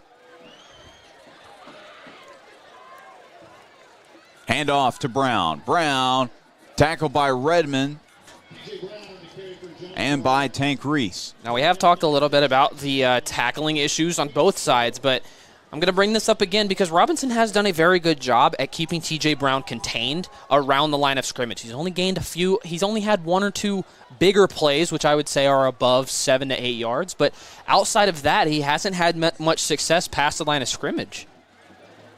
It's because guys like Tank Reese and Jackson Redmond are ready to meet him, and now they're going to bring him down. That's Lennox Campos, your senior end, bringing him down. Yeah, absolutely unreal read there. So you're going to put him on 3rd and very long. Now, this is what I have been very worried about. These are the moments where Robinson has kind of gotten a little laxed on defense, and these are actually the exact opposite times that you want to be laxed on defense. You want to be at your very highest focus because anything could happen on these. Big run, a big air bomb, right? It's very possible for the Hurricane. Myers. He's under pressure. He steps through. He's going to take it himself. And, oh, what a tackle. Tracked down. Will not get to the first down. That was, you guessed it, Tank Reese in on the stop. What a play. And, hey, we didn't talk about him much last game. But he could have been a candidate for Natural State Player of the Week. 17 total. Tackles. 12 of them solos, unreal too. But here's the thing. He did that a lot last year. I'd leave the game thinking, he had a quiet night. Then I look at the box score a couple days later. Oh, my goodness, he's got 15 tackles? 3 tackles for loss. When did this happen? He gets the job done. That's exactly what you want from a guy like that, from your 4-year linebacker starter. And we're going to have our first timeout by the Hurricane. Of course, while we have a second, we're going to hear from one of our sponsors. When orthopedic injuries happen, get expert care now. At UAMS Health Ortho Now, we provide fast, convenient care for all of your orthopedic needs. From sports injuries to joint pain and beyond. No appointment needed. Walk in for immediate care. Get on-site x-rays and see the best in orthopedic care. All in one place. Ortho Now is open Monday through Friday, 8 a.m. to 8 p.m. and Saturday, 8 a.m. to noon. Conveniently located at the Orthopedic and Spine Hospital at UAMS Health. Don't wait in pain. Walk in today. For more information, call 501-686-TOSH. That is 501-686-8674. Now, I'd argue this is the most important down of the first half because Robinson gets the ball to start the second half, I believe. I can't remember. Yeah. Myers under pressure. Take it down. That will be a turnover on downs. Myers lost his helmet. Aiden Scott was one of the Senators in on the tackle, but Jackson Redmond cleans it up. And just like that, going into the half, Robinson has a lead, and they will get the ball back at the beginning of the next half. So imagine just them taking a knee right here and taking it into the locker room. As far as, of course, what kind of adjustments do you think that the Senators are going to try to make in that locker room? I think you're already kind of seeing them. You can see how little time Asa Myers has in the pocket. This pocket is collapsing around him so quick that he can't make a decision in time to be able to get a pass off or even just toss it. That's actually going to be a run by the Senators. They're just going to try to drain some clock here.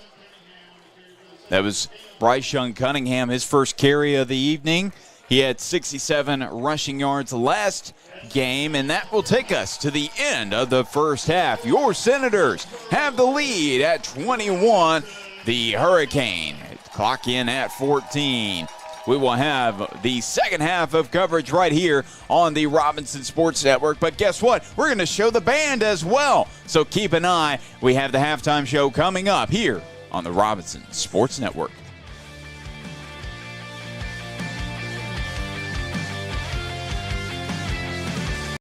House, it's a home, and it's part of the neighborhood, and of course part of the community. And you want to build stuff that they'll take pride in. Well, that's where they're making their memories. Yeah, that's right. That's where they're raising their families. Without the bank getting us to that next step, we can't do it.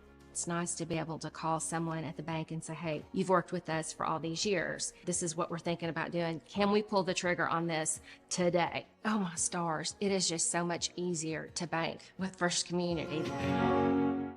I'm Dr. Lowry Barnes. When it comes to orthopedic care, there's no place like the Orthopedic and Spine Hospital at UAMS Health.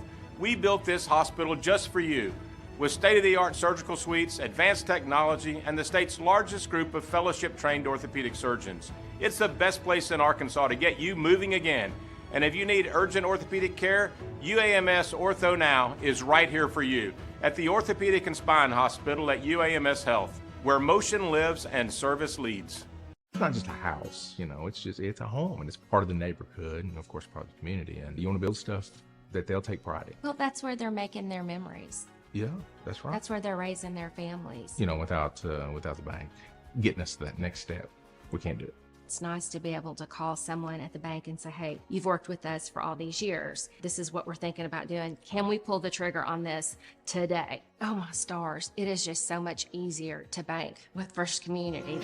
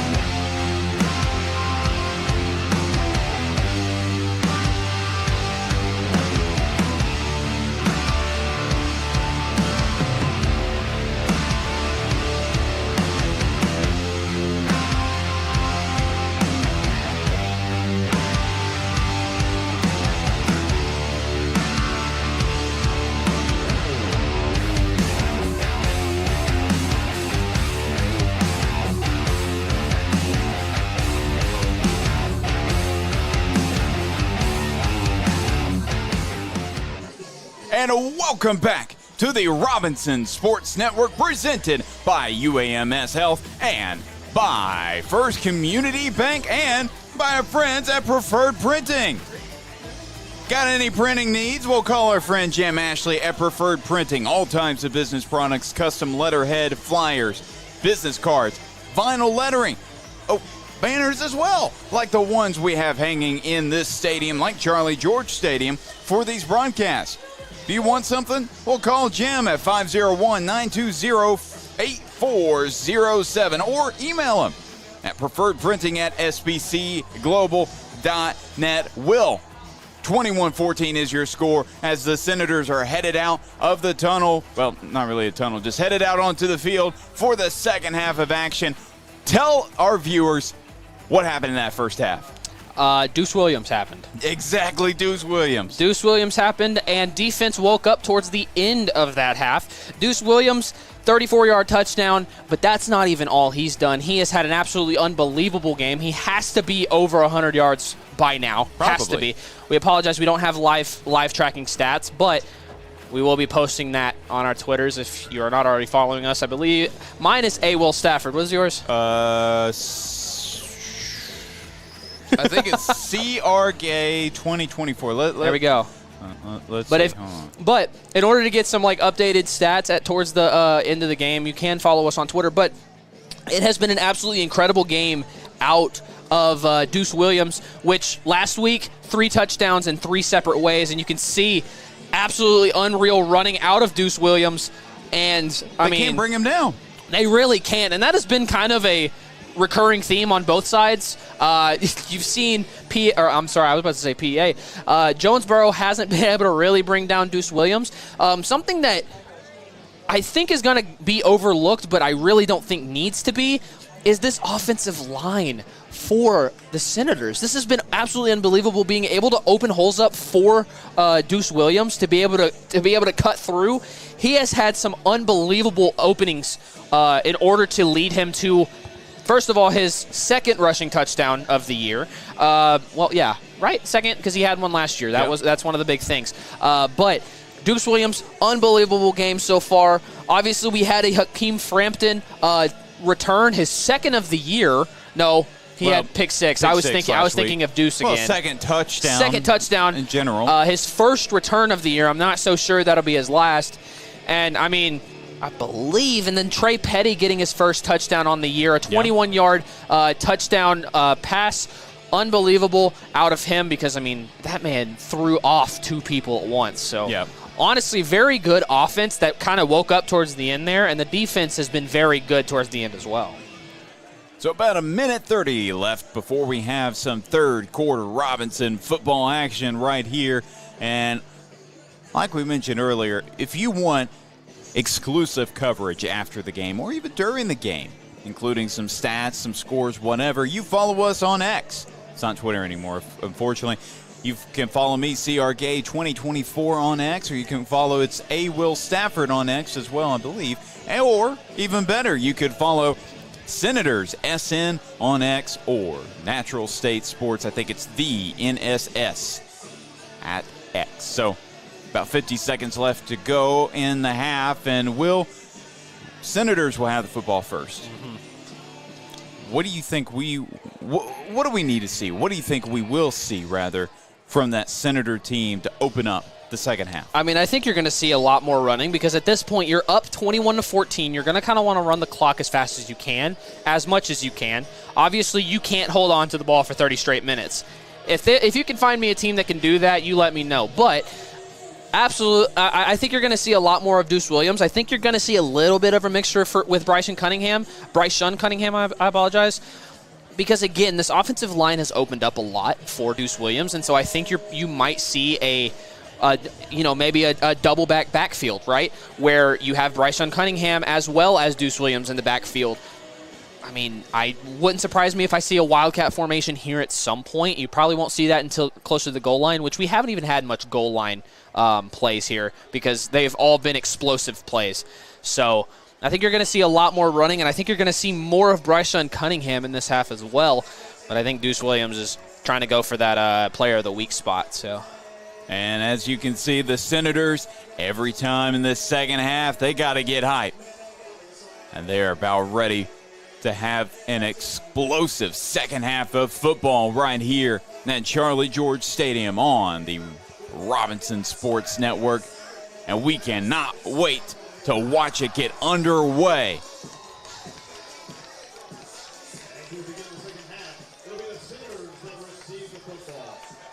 And I spoke a little bit about, at the end of that half, about that fourth down with Jonesboro trying to convert that fourth down. That was probably the most important play of the half. Now, this is one of the most important drives, in my opinion, of the game. You want to score here if you're Robinson. You want to get up that 2 scores because then all you have to do is respond and you're back up 2 touchdowns or 2 scores. So you really, really want to see Robinson find the end zone, and I think that's going to be pretty... This drive is going to be more difficult because you're obviously coming out of the locker room. You're going to assume that Jonesboro is going to have some sort of answer for Deuce Williams. And Deuce is one of the Senators back to receive along with Hakeem Frampton, who, of course, has already found the end zone off a return, as well as Bryce Young Cunningham. And it's going to go right to Deuce Williams. He's going to wait for his blockers to get set up. He's going to go past a couple Hurricane, and he's going to go down about the 32-yard line. Not a bad return for the senior. And now not Tyson Braden. That was the quarterback last year. Of course, if you wonder where he's at Lincoln, Missouri, Lincoln University in Missouri. He's a pretty solid quarterback. But it's Reese Simpson and company that are heading back out onto the field. We'll see what type of plays that they can draw up here to start. And you're actually not going to see Deuce Williams on the field for this first play, which not super surprising. He did take that. Oh, never mind. I spoke a little too soon. Spoke too soon, but hey, you weren't too wrong. I mean, you'd have 2 running backs on the field right now. Tank Reese lined up at running back. Here's Frampton in motion. He was going to get the handoff, but the official stop. Let's see what the call is. Coach Updegrove not happy. Now, I think there was a late flag out around the near side on the 50. We had a malfunction on the play clock. They had 2 different readings. Okay, the flag doesn't count, doesn't matter. It was a malfunctioning play clock, apparently. 2 different readings on both ends of the field. So, yeah. Honestly, that's a very fair one there. Got to make sure it's all right. Same formation for the Senators. Frampton in motion again, and it's going to be a handoff to the other side. It's Deuce Williams. Deuce, you couldn't keep him out of the play. You can't keep him from getting past all those Hurricane. What a play. What a great play call by that offense for the Senators. And you saw that was a little bit of a different look in that play, but you had the same start. You had Hakeem Frampton in motion. I believe the original idea was probably to have Hakeem Frampton maybe take that himself, but in this case, you had the little bit of a drawback because of the play clock malfunction, so you swap it back to Deuce Williams, who took a bunch of yards of a chunk. Well, you can imagine they already knew what play they were going to draw, so throw a little kink in the plan. And it's going to be some movement on the Senator O-line. There's actually movement on both sides, but I think maybe a Senator lineman may have flinched there. Will be a false start. I believe that will be on Jaden Boston, the right tackle. After the 5-yard penalty, it'll be 1st and 15 for Robinson. So 1st and 15 for the Senators. Frampton and Brown on that right side. Warrior Benson on the near side. Reese is still the running back. Fakes the handoff. Simpson. He gets it to his receiver. That's Brown. He comes up with the catch. Just his 3rd catch on the year, 2nd on the night. And as you kind of expect, you're going to kind of see maybe Reese Simpson get a little more involved in this game. You want to try and get him some more reps. He hasn't had that many on the year so far, so you kind of want to try and get him to maybe get a flow state going. And hopefully by next week you'll see him, or even by the end of the night, Reese. Solid cutback. That will be third down. Let's say 3rd and 4 for the Senators as Bryson Cunningham heads out onto the field. Only has 1 carry, had 10 last week for 67 yards. He also picked up a touchdown in the receiving game, his first of his varsity Senator career. I'll try to see if they can get him involved again this week. And another flag. Again, I'm telling you, we need those sponsors for these penalties. They'd be getting a lot of airtime.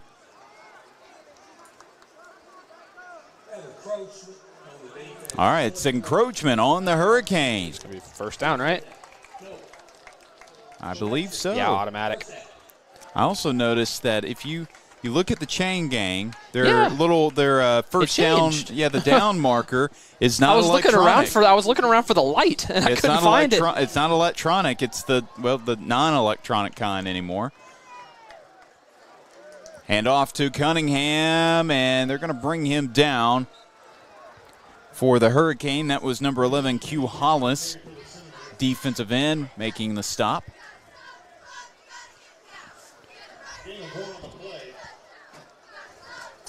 And no surprise here, Bryson Cunningham going to get a little more involved in the rushing game, but it's really hard to walk away from Deuce Williams in this. Trey Petty had a touchdown first half. He'll try to block for Warrior Benson, who's trying to get himself out of a tackle. He cannot. That will bring up third down.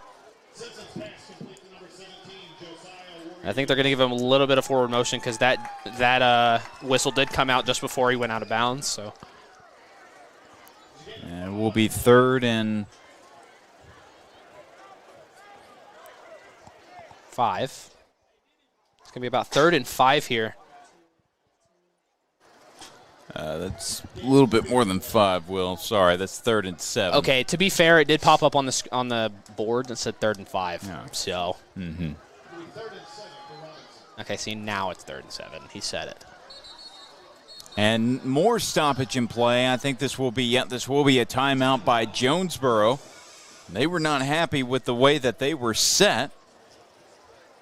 And while we have a second of a timeout, let's hear from our sponsors. When orthopedic injuries happen, get expert care now. At UAMS Health Ortho Now, we provide fast, convenient care for all of your orthopedic needs, from sports injuries to joint pain and beyond. No appointment needed. Walk in for immediate care, get on-site x-rays, and see the best in orthopedic care, all in one place. Ortho Now is open Monday through Friday, 8 a.m. to 8 p.m., and Saturday, 8 a.m. to noon. Conveniently located at, you guessed it, the Orthopedic and Spine Hospital at UAMS Health. Don't wait in pain. Walk in today. For more information, call 501-686-TOSH. That's 501-686-8674.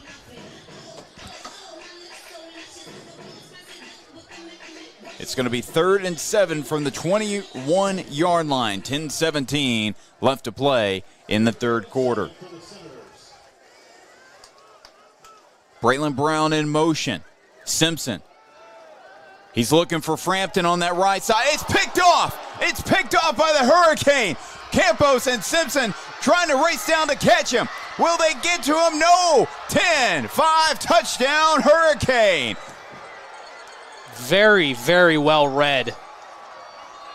And there is a flag going on to the field.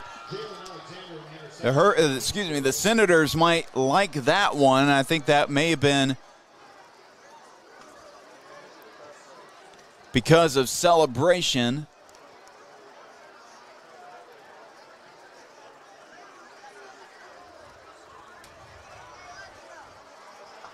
We'll see what the call is.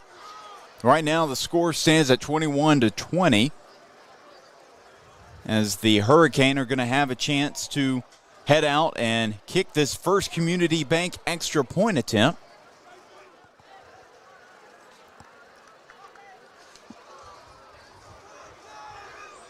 The score is good.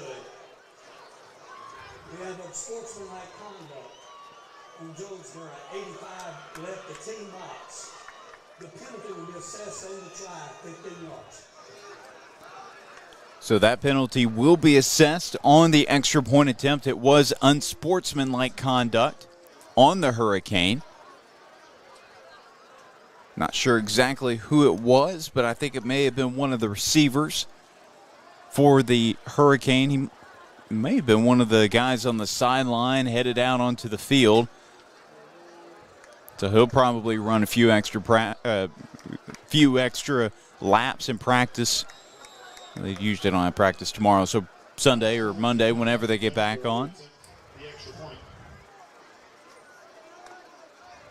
It's going to be a long extra point attempt for Glomsky. The kick is up, and it's no good. The first Community Bank extra point is no good. So for now, your Senators have the lead, 21-20 with 10:03 left to play in the third. And Will, that was, of course, now that one player that committed that penalty, he's not happy. Well, his coach is not happy with him, and he's not going to be happy next practice when he's running. And I do want to kind of shout out to Jalen Alexander. That was very well read, because going into that play, there's only a couple things that can happen, right? You're either going to pass that ball off or hand that ball off to Deuce Williams, who's going to try and gain a couple extra yards, or you're going to try and give a little bit of extra, give a little bit of extra protection to the one that was being passed to. And in this case, that was. That's going to be Hakeem Frampton that was being passed. And like I was pointing out just a little bit ago, when you put that player in motion coming from the close side to the far side, there has to be something going on the far side. And in this case, Jalen Alexander read that very early on and was able to keep up with Hakeem Frampton and was able to take that, and also incredible speed by Alexander. Well, Alexander's looking like one of the premier corners in the 6A East, as that is now 2 interceptions on the year. He had one last week against Conway. It's going to be an onside, and it goes right into the lap of, I believe that may be Caleb Smith, who got it under control. Look, after playing PA last week, they know how to handle onside kicks, or at least I'd hope so. Of course, that onside kick, based off the bounce, that was different. That was more of a roll. It wasn't one of those high bouncing ones that PA has mastered. Those are really hard to get up under. That one was a little easier. Yeah, absolutely. And with PA doing that, it gives them a little extra time to get up to the ball. Mm-hmm. Obviously, I get the idea from Jonesboro. Try and take a lead when you really weren't supposed to. But again, Robinson knows exactly what they're doing on onside kicks now.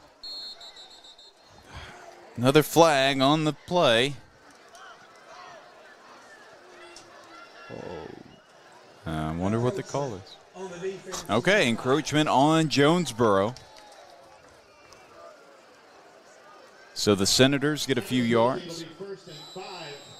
Will be 1st and 5 from the 49 of the Hurricane.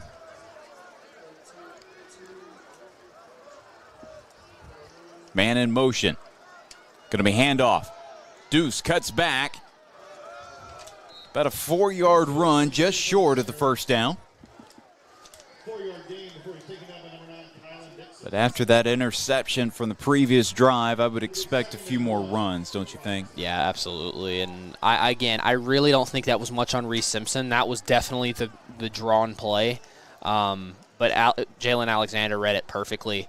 He saw the motion through JWB and was just made sure to kind of stay in front of Frampton. Handoff again to the running back. It's Tank Reese now. Tank Reese, he's got some room to run. Tank Reese, he's still on his feet. He's a great linebacker, but he's showing he's got some skills at running back as well.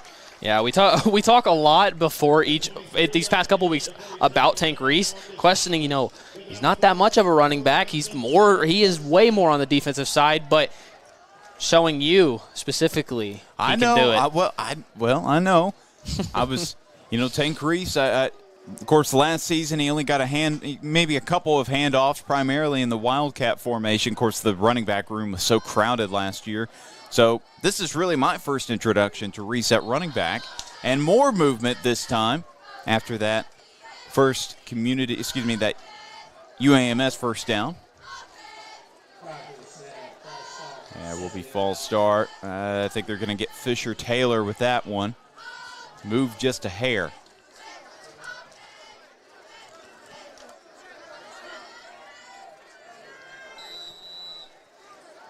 Todd Grimes on that right side. Warrior Benson, the receiver, on the near side. It's Grimes who goes in motion. Reese gets the handoff. Stiff arm. Good block downfield by Todd. Reese has the first down and more. Tank Reese, another UAMS first down. And my goodness, is Robinson showing off their muscles right now on the running side. I mean, you have Tank Reese now. I mean, he's probably gained about 50 yards in the past 2 plays. And, of course, we've been talking about Deuce Williams the whole time, so he needs no introduction. And Deuce Williams is back, and guess who also is back there? This is an interesting formation. We have Dominio Patterson, and it looks like Jackson Redmond lined up. And it will be Deuce that gets the handoff. Deuce, who's going to try to get to the end zone. Oh! What's the call? What's the call? They're going to mark him just short of the end zone. Gosh, he was there. Will be second, and a few centimeters. Look again at that replay. Handoff to Deuce. So close. Actually, man. We're going to have play that resumes right now. It's going to be a handoff to Deuce Williams. I think that's through. No, they're going to mark him short. He may have lost a few inches, so it will be third. Still third and goal, third in inches. He's up short of the goal line. It'll be third and goal for the Senators.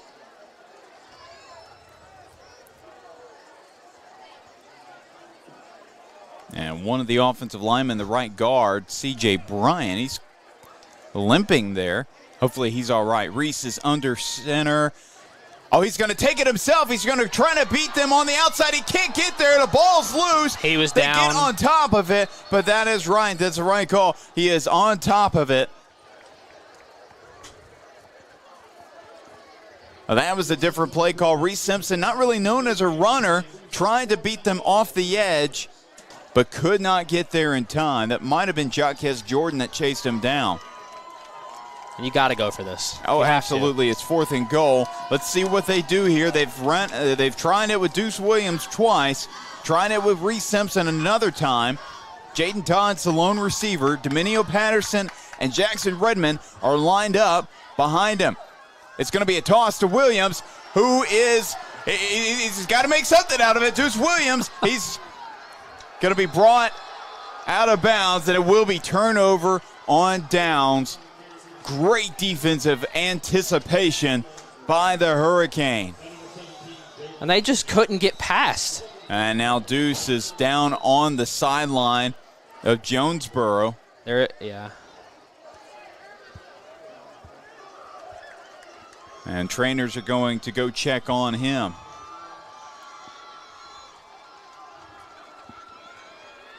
And take another look at that Tank Reese run that set up the goal line opportunity. They should have probably kept him in. I mean, he had 2 great runs back to back.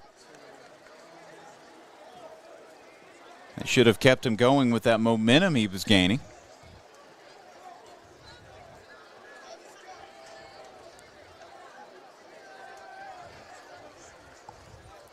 Well, while we do have a second, let's hear from another one of our sponsors. Got printing needs? Call our friend Jim Ashley at Preferred Printing. All types of business products, custom letterhead, flyers, business cards, and vinyl lettering. Oh, they have banners as well, like the ones we have hanging in this stadium or other stadiums for these broadcasts. Call Jim at 501-920-8407 or email at preferredprinting@sbcglobal.net.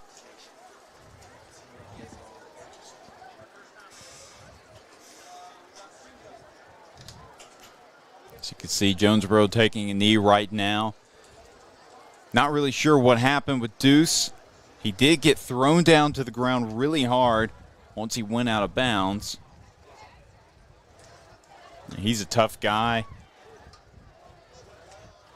He's had a really solid night. Oh, it looks like he's up now. All right, so Deuce Williams, he's up, and he's being helped off the field. Well, not really. I mean, he's walking on his own power. I know he got thrown down hard, so hopefully it's all right.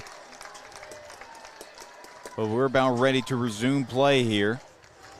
The Hurricane will have the football after forcing the turnover on downs.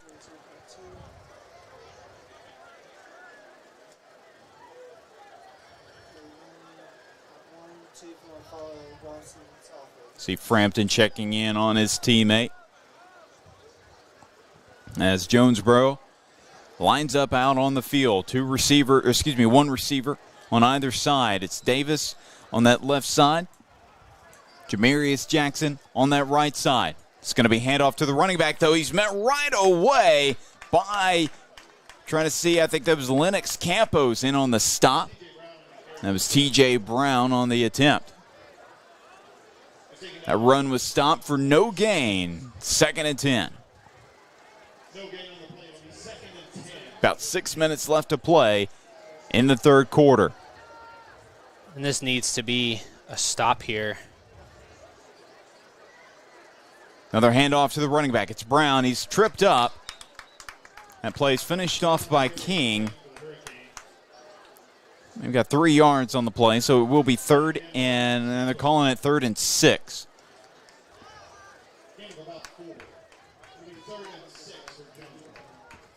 Wouldn't surprise me if you hand off to Brown again. 3 receivers on that right side, 1 on the left. Brown is still the running back. Do keep an eye. No safety help on this near side. Myers. He steps up. He's running. He's running. He's got the first down. The UAMS first down, that is. So Jonesboro will keep their offense rolling here.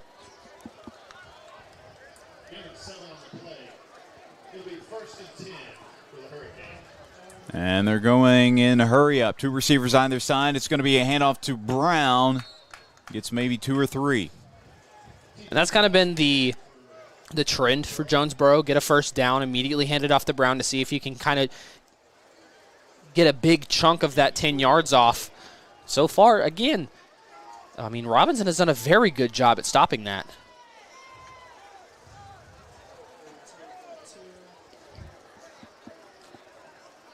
Brown remains in. He's going to get another handoff here. He's the workhorse for this offense, and they're going to be pushing.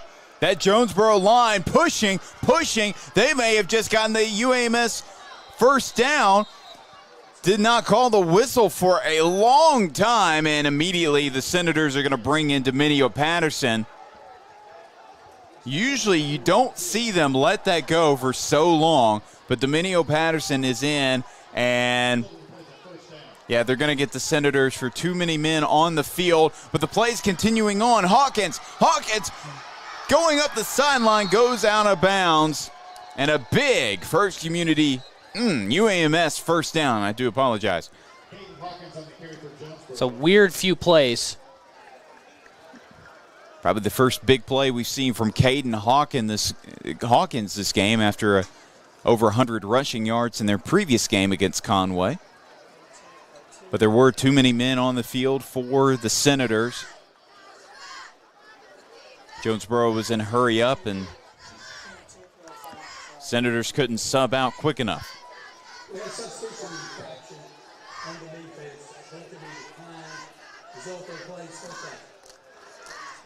Yep, that penalty was declined, of course, and now the Hurricane will have the football at the Senator 38. 4:41 left to play in the period. Senators still up by just 1 point. It seems that pick 6 has kind of brought some life to the Hurricane. You can see them, I mean, there's a flow to them right now that I'm not sure Robinson will be able to stop unless. Now, Hawkins, a pretty solid gain, broke a few tackles, and he finally goes down after a 5-yard pickup.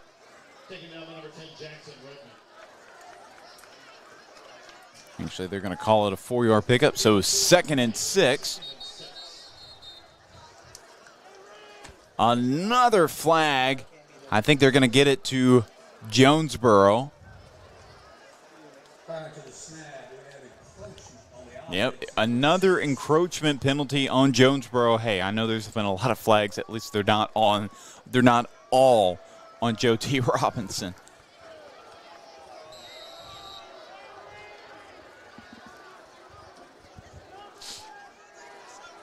After the penalty, it'll be 2nd and 11 for Jonesboro. There has been a lot of dirty laundry thrown on the field this game. Myers outside. That ball was batted down. Believe that was Damon Sally that got a paw on it.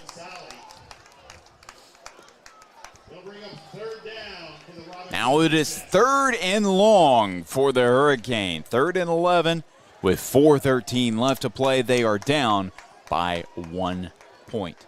And TJ Brown's lined up at wide receiver. We haven't really seen him do much in the receiving game yet, but knowing how now he's lined up at running back. But who do you think gets the football in this situation? Because I'm seeing Cam Davis on that left side. I'm looking at Cam Davis hard. And so is Myers. Actually, he's looking over the middle. What a grab by the receiver.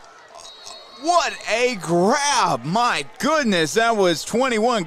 O.J. Collins once again with a big pickup. Hurricane in motion, hurry up again.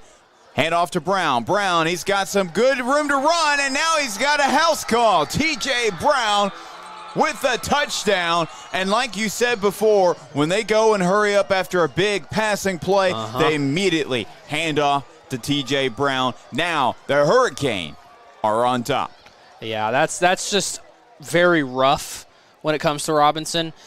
It's that hurry-up offense is kind of killing them way more than I think they anticipated it to. And, I mean, to be honest, this is a very, very fast offense that Jonesboro is running. I'm not sure that they fully expected it.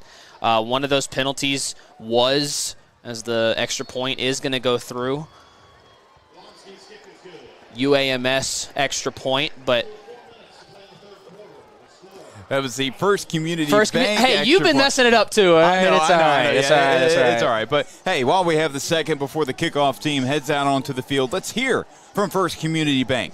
So First Community Bank is proud to serve the Little Rock community. We offer personal service and expertise and a full range of financial services that meet your needs. For all of your banking needs, First Community Bank has you covered. And if you need help figuring out which product is best for your needs, our knowledgeable and friendly staff are ready to help you find the best solution for your situation. First Community Bank, where community comes first. And this is the first time we've seen T.J. Brown find the end zone, I'm pretty sure, unless I'm wrong. But T.J. Brown, of course, found the end zone once last week. He finds it again on another rushing attack. And it's slowly but surely looking like a pretty solid game for the senior running back. Yeah, absolutely. And to be honest, you kind of we expected that coming in, right? We expected T.J. Brown to get a lot of touches. I'm not sure we expected it in the way it has gone. It's been a clinic from him when it comes to touches because, again, after any first down, it's handoff to T.J. Brown every single time. It's going to be a short kick. It's going to be Deuce Williams that receives it. Oh, he's got some blockers. Deuce Williams, he's got a big hole. Going up the sideline again. Another house call. It's going to be Deuce Williams. Touchdown, Senators! Deuce Williams gets hurt, comes back, scores a special teams touchdown. What in the world? And this game is tied up at 27 as William Tate heads out there to attempt the First Community Bank extra point attempt. My goodness. Highlight after highlight after highlight after highlight out of Deuce Williams right now. Another 3-touchdown game from him? No, he only has I think he only has 2. He has a rushing and he only has that one. Okay. But that's 5 touchdowns in 2 games, man. Man. That kick is up, and it's good. First Community Bank, where community comes first. And just like that, they are back in the lead by 1. Back in the lead by 1, like nothing ever happened. But you might as well just kick it out of bounds at this point. I know that's a penalty, but you've given up 2 kickoff returns for touchdowns. We're going to take another look at it. It's a short kick. You aim it right at Deuce Williams, first of all. That is your first mistake. That's not knowing your personnel, or not knowing your competition. And, again, solid camera work by Chance, and, man, that's tough. That's tough to get on camera, Deuce Williams running like that. But, man, that is I can't wait to see return. after game stats, man. This is unreal. Yeah, like we said, I will That's say. my player of the week right there. Oh, I don't care what else happens. Yeah, it doesn't matter. Now, Sylvan Hills was up 40-7 at halftime against Bologna, so I'm curious what Hampton did in that game. Because, first of all, Sylvan Hills. New team. My goodness. Basically. And here's a short kick from Robinson. Jonesboro, they're going to try to do their own. They forced the fumble. Jonesboro might have it back. We'll see what the call is. They tried to do their own Deuce Williams impression, and it didn't really work out for them. Okay, will still be Jonesboro football, but that would have been. Buddy, I just almost jumped for joy. Yep, that would have been a backbreaker for Jonesboro, who just gave up the special teams touchdown a play ago and almost gave up a special teams turnover. Now, one guy that I want to see a little bit more on this defensive line is Caleb Smith. We have not called his name a whole lot, but he had 10 tackles last week. He had 11 all last year and 6 tackles for a loss. And that was Campos making the stop right there. But, you know, we've seen the Senators get to the quarterback a few times, as now they're back in hurry up. Hawkins is the running back. He'll get the handoff. And he doesn't get a whole lot. Actually got a little bit of an extra push, but maybe just got a yard past the line of scrimmage. So 3rd and 5. With just 3 minutes left to play in the period. Man, would I hate to be a wide receiver. Yeah, Cam Davis, I know, is, he got targets early on. He has not been targeted since. Jamarius Jackson's gotten a few pretty solid. Actually, was that Jackson? No, that was Kamari Fisher that got a few catches. And Collins has had a pretty big day, the tight end. Myers, he's got some time. Now he's under pressure, and that's Collins. Collins having a big-time day. He won't go down. He still How is he not down? On his feet. Collins, what a game for the tight end. And unfortunately, Frampton saw Collins late. And once again, that 3rd down conversion is killing the Senators right now. Once again in hurry up. It's Brown this time up the middle. Trayshawn King, one of the Senators, in to make the stop. I believe that's also Jackson Redmond. And it looks like that may be, that's going to be T.J. Brown. He's down on the field. Trainers from both sides going to go check on him.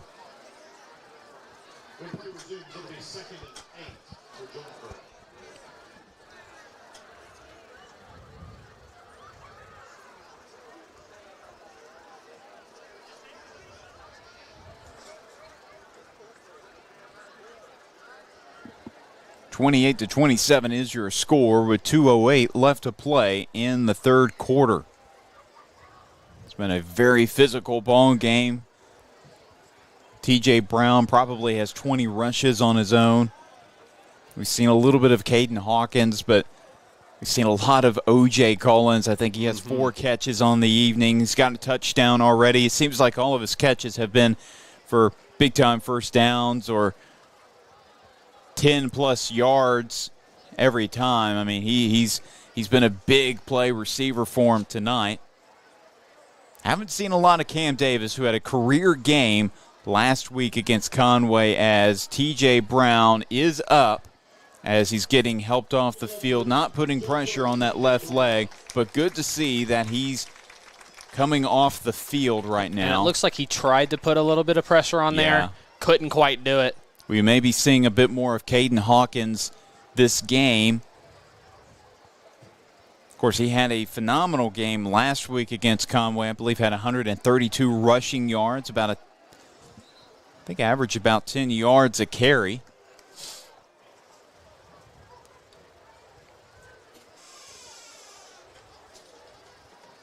Well, we're about ready to resume play here. 2 receivers on either side. Myers, he'll keep it, and he gets flipped up. But he does pick up a few yards there. Will be 3rd down now. Jonesboro looking to keep it going. Myers, and the receiver dropped the football. And you're going to go for this here. Yeah, they're going for it. It's going to be 4th down, 4th and 3. And now there's no T.J. Brown on the field in order to try and carry this across the line. No, you can't punch this in. Of course, Hawkins is a pretty fast running back. The problem is, does he have the power that T.J. Brown has? Well, I don't know if they go run here. They do bring in an extra blocker. That's number 44, Will Marlin. Some extra power and strength on that line. We'll see what they can do. Over the middle, incomplete. Oh! Whoa. Late flag. A late flag there. I feel like he dove.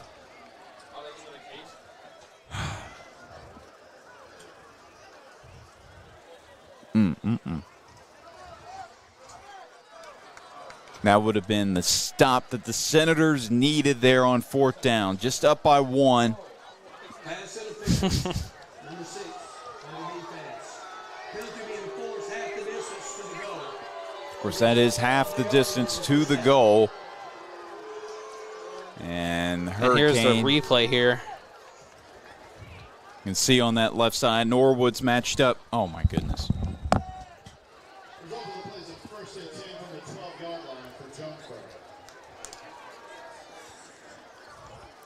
And up the middle run.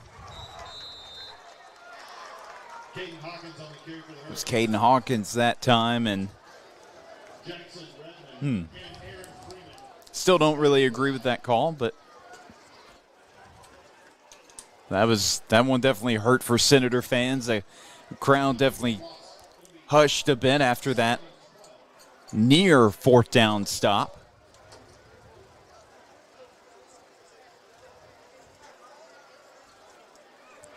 Three receivers on that right side. One on the left, that's Cam Davis. They're looking right, and it's going to be caught. And that's going to be Fisher, his 3rd reception of the game, but brought down by Aaron McAdory. You don't hear his name much, but he has been all over this game with quite a few help tackles. Yeah, had a pretty solid Senator debut. He's actually moved here from Honolulu, Hawaii. Oh, I wish. Oh, it's my dream vacation.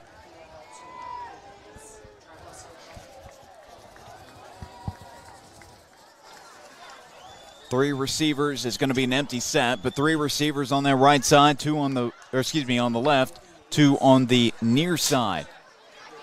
Myers, he's 3rd down. He's going to take it himself. Is anybody going to catch him? No. Asa Myers in for the touchdown. And I'll be the one to say it. It goes back to that pass interference call. It's a little weird. It's some of these. I'm not going to say that, but it does feel like there are some of these plays that Robinson just can't catch on to, and there is a player down on the field in the end zone. And will be one of the Jonesboro players. Looks like an offensive lineman. We'll take another look at that replay there.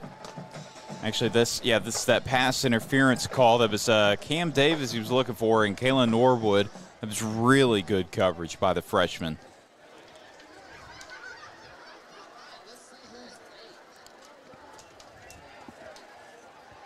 Take a look, Myers.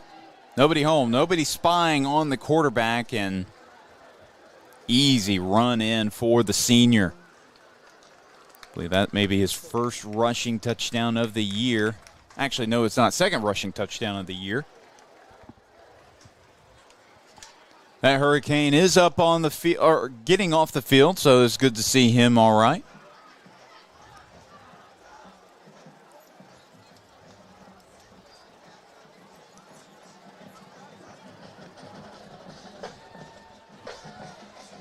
And it looks like they're going to keep the offense on the field. So they're going for the 2-point attempt here to try to put themselves back up.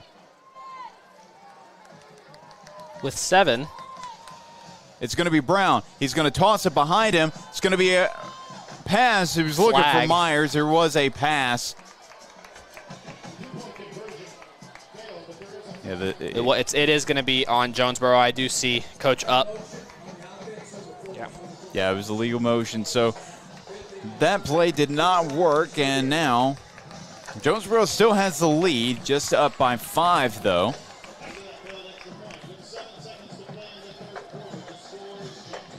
That's pretty good coverage by Elijah Watson, the junior. Trying to beat Myers to his spot.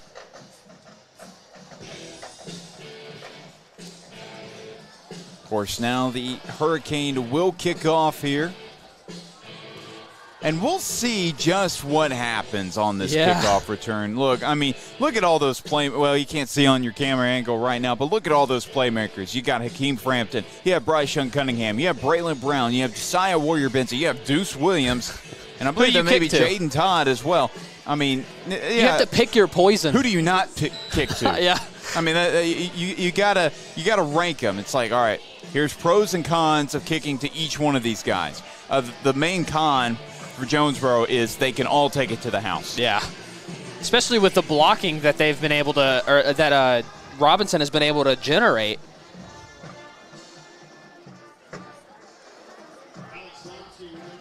Of course, it's been Deuce Williams and Frampton have taken it to the house already tonight. I'd like to see Bryce Young Cunningham take one to the house as well. And it's going to be a short kick. It will be an onside that does not work for them, and it was received by Aiden Scott. I don't think that was their plan. They were running out of time very fast on the play clock. And so I believe, I apologize, I'm not sure who the kicker up there is, but Vlomsky. Vlomsky is, he was just trying to get it off. Yep. He was not trying to get that penalty, which, honestly, I get it.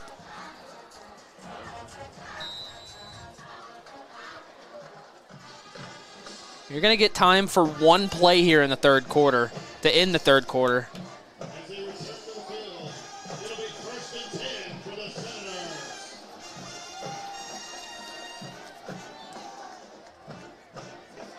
And just 7 seconds left in the period. Redmond switches sides. Going to be handoff to Deuce Williams. Deuce cuts. Pretty solid pickup on the first down run. And that will bring the quarter to a close. So you're watching Senator Football on the Robinson Sports Network, but do not go anywhere. We have the final quarter of action coming up right after this break.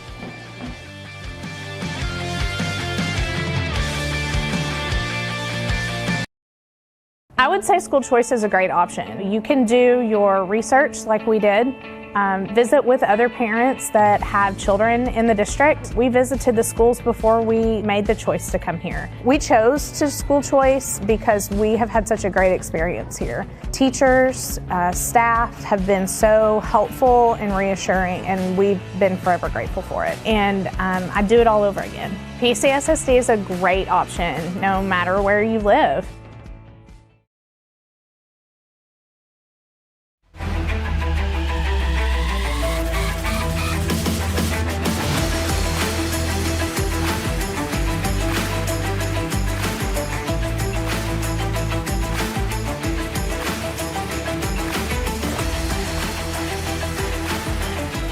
And you're tuning in to the Robinson Sports Network, presented by UAMS Health and by First Community Bank. Here's Simpson. He's back to throw. Oh, he's going deep. He's going deep downfield. He's got it. Oh, what a grab! What a grab! He caught that ball! Oh, my goodness! Hakeem Frampton! No one knew if he caught it! No one knew if they caught it! What the? All right, we got to run that replay back. Oh, my goodness! Play of the... They're going for 2 here, by the way. No one knew if he caught that ball. Oh, my goodness. Everyone froze. Oh, my goodness. We got to see that later, but they're lining up for a 2-point conversion right here. Oh, my goodness. Braylon Brown to the left of Simpson. Deuce Williams to his right. Brown goes in motion. Simpson throwing. Brown. Oh, it was short. Hit off his foot.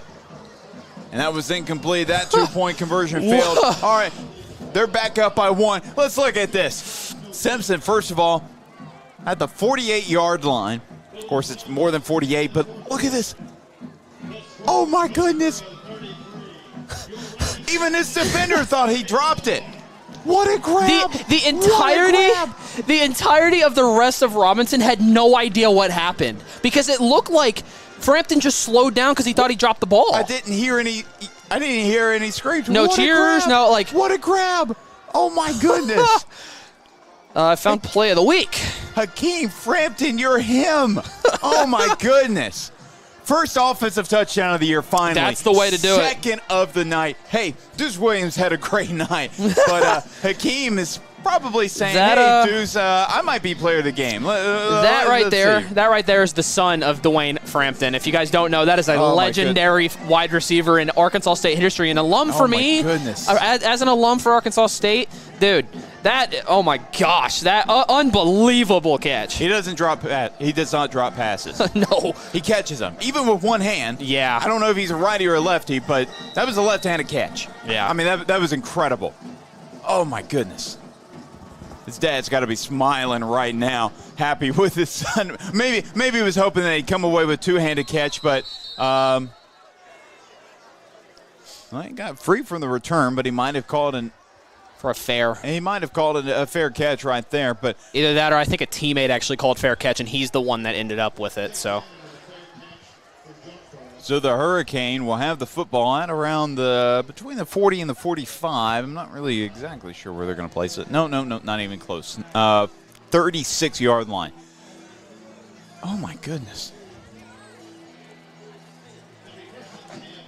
Oh, my goodness. I can't believe he caught that ball. That's incredible. Yeah, that's unreal. I'd say that's harder to do than like an Odell Beckham catch. I would say so, I'd yes. say that's Here's Hawkins, and he doesn't get much at all. Redmond, Reese, and I'm trying to see who the other senator was. Jaden Todd, all in on the stop. Look, Todd's had a great night. He's got to have maybe 6 or 7 tackles tonight. You did that on purpose. I'll talk about that one. You did that on purpose. But Jaden Todd, in all seriousness, he is having a phenomenal evening here. 2 receivers on that right side, 2 on the left. Myers over the middle. Todd breaks that one up. Jaden Todd. And no flags, too. That is a great thing. I do also want to talk about, because this Jonesboro team was blown out by Conway last week. Conway is down 31-10 against Bentonville right now. Really? Yep, as of about 10 minutes ago. Bentonville's a pretty good squad. I know they got some pretty good transfers, and I want to say they have a few guys that are committed to the Razorbacks, so that's tough. And they're actually, 52-yard from a return by a Razorback commit out of Bentonville. Oh, wow. Myers. Oh, he's got time, but he escapes. Oh, and he's still able to get it away. Oh, what a grab! Oh, my God, he caught it! Oh, my goodness! Deuce Williams with the pick! Hey, he's back! That's player of the week still! Oh, my goodness! The one-handed grab! Oh, my goodness! Oh, my goodness. No, that's not even just a one. Here it is. All right, let's look at it. First of all, under pressure. I believe that's Josiah Warrior Benson that got a hand on him. Myers throws it up, a desperation pass, and Deuce Williams with the toe-tapping interception. I was about to say, the understanding to know where the sideline is, oh my goodness. What is going on? They're going back and forth now. I can't breathe. 2 receivers on that left side, 1 on the right. Man in motion is Frampton. Handoff to the running back. It's Tank Reese. He went way outside and got back to the line of scrimmage. Maybe got a yard there. That was kind of a dangerous run right there, and it's going to be Bryson Cunningham that comes back into the ball game at tailback.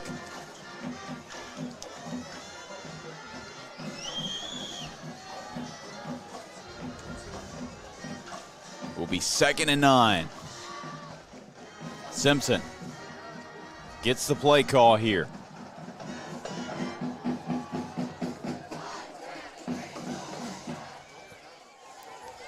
And it's going to be Warrior Benson on the reception, and it's going to be a UAMS first down, and took a while for him to go down, but again, a UAMS first down for the Senators. And a huge shout out to the Warrior Benson fan base over here. They have a solid, large section of fans and friends and family. All of them wearing the same shirt. Shout out to Warrior Benson. Very good kid, as I was saying. Of course, a commit to the University of Central Arkansas.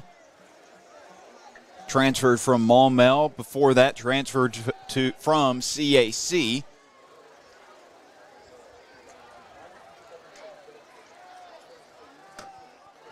Of course, he's caught passes from some pretty good quarterbacks. It was Grayson Wilson at CAC. As that pass was too far in front of Brown. Levi Warrior last year at Maumelle. Now Reese Simpson this year. And then I'm not sure who UCA starter will be next year, but he could be catching passes from, I believe Austin Myers may still be the quarterback there. I haven't really been keeping up with UCA, but he's pretty solid. I think he's a Bologna Eagle, if I'm not mistaken. I think that's right, yeah.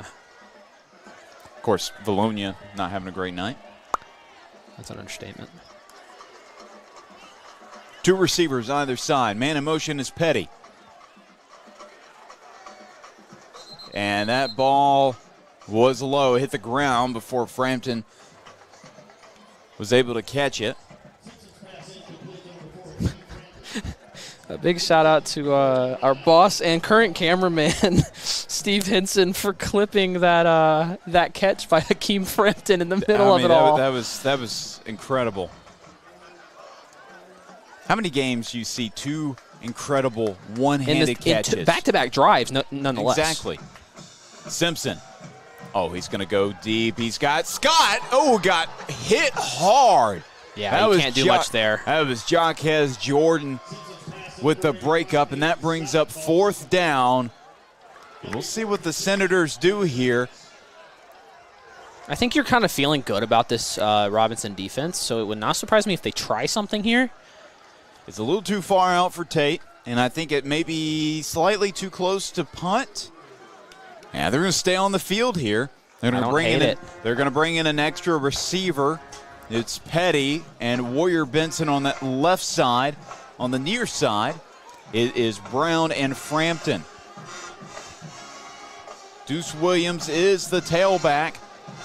It's going to be a pass here. Simpson, he's got time. He steps up. He looks downfield. Broken up by Frampton. That would have been an interception. I'm not sure he had many other options there, though. That will be turnover on downs for the Senators. The Hurricane have the football around the 40.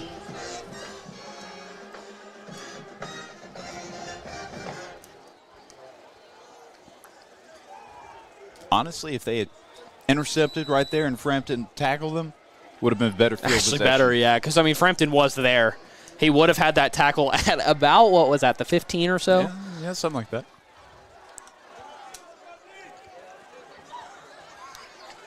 Handoff to the running back. Get a few yards. It's a new name for the Hurricane. That's Jalen McCulloch. I mean, it's not the first time we've called his name, but first time he's gotten a carry at running back. Chris, I think we have a game on our hands here. I absolutely do. Senators up by just 1. Under 9 minutes to play in the final period of this ball game.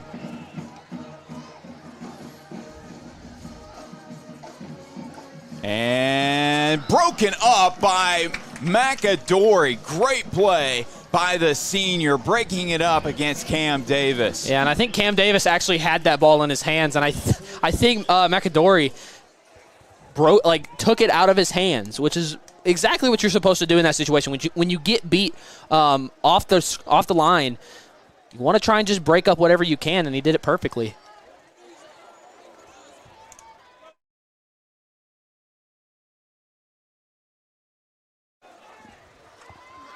Meyer steps up. He's got a lot of room to run. He's got the UAMS first down. He was chased out by Williams.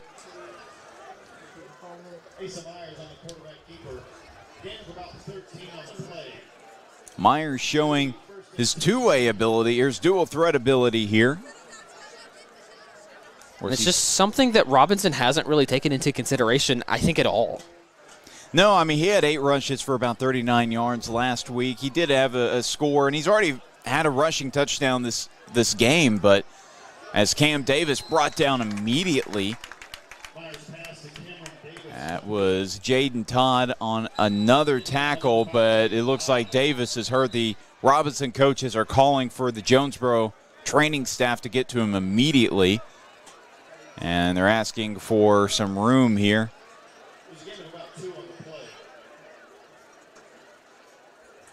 Hope that he's all right. That was kind of brought down kind of hard there, but that will bring up 2nd and 8 right at the 41-yard line.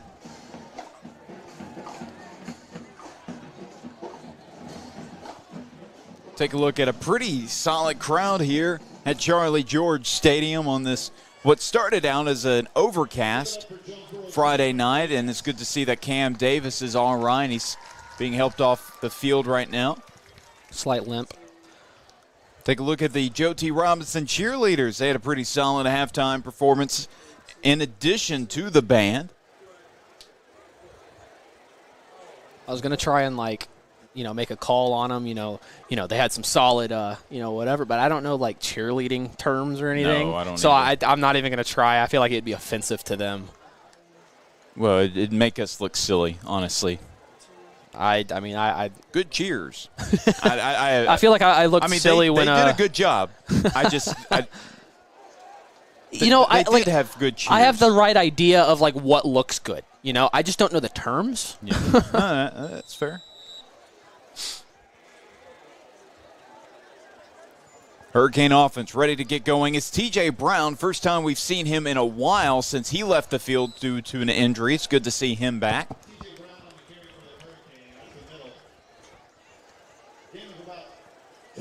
About a 2-yard pickup. Now it's 3rd and 6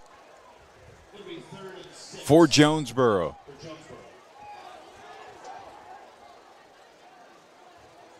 Warrior Benson comes in as an edge rusher. When I coming into the season, Warrior Benson being an exceptional defensive player was not on my bingo card for the year, but no, he's really come together, and he's done an excellent job as kind of that edge rusher, outside linebacker. As that's a deep pass to nobody. As I think he was looking for Eric Whitney, the wide receiver, the junior receiver that is, and he was not even close to being in the area. So now it is 4th down. They keep the offense on the field. TJ Brown walks off. They bring back McCulloch to get some snaps again at running back. And this is the most important play of the game. Right now it is. You're at about 7.5 minutes. You need a stop here. You're up by a score. You're up by 1. Myers launching. What a grab. There's a flag on the field, but what a grab by the receiver. That was Jamarius Jackson.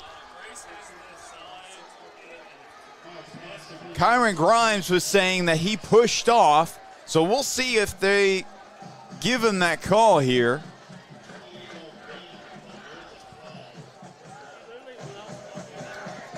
Because I didn't see much pushing from Grimes' end.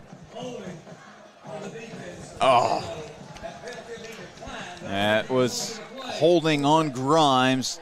Penalty, of course, was declined. Take another look at that pass. I mean, that was a great pass by Myers. Just put it. Holding? I mean, I didn't see a penalty on either side, but, man, that was I think it ends up in this spot no matter what, but. Yep. We'll be at the 1-yard line. First and goal for the Hurricane. They're going quickly here. It's T.J. Brown back in at running back. Myers is going under center, sneaking. No, he will not get in. So the Senators once again make a crucial stop at the goal line, but there's 3 more chances that they have at this. Of course, the Hurricane have been, I think, perfect on the goal line so far this evening. Had a passing touchdown to O.J. Collins, and now Myers is going to come out. Jalen McCullough comes in as a running back. T.J. Brown lines up as the Wildcat quarterback. And the ball is loose. He dropped it short of the end zone. And, of course, now there's a flag. Oh, the official is counting how many Jonesboro players is on the field. I think Jonesboro had one too many players on the field. Let's see, 1, 2, 3, 4, 6. Yep, I count 12. I also count 12.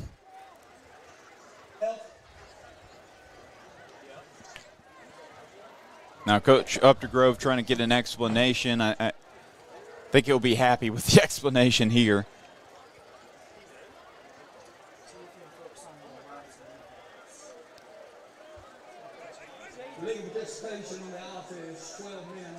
Yep, 12 men on the field for the Hurricane. So that they will replay the second down, but it does push them back. So that's really good to see for the Senators.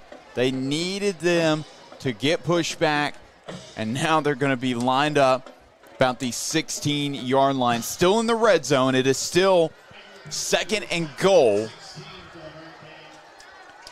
Cannot get a first down without scoring. So you're in a pretty good position if you're Robinson, but you have to make the right stops. Our passing offense has been clicking so far. Keep an eye on number 21, the tight end, O.J. Collins. He's been making some big plays so far this evening.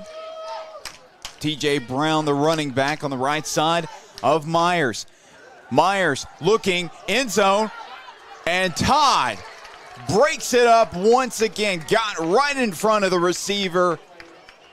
Made sure he did not commit a penalty. I was going to say, he froze for a second. It was good defense by the junior.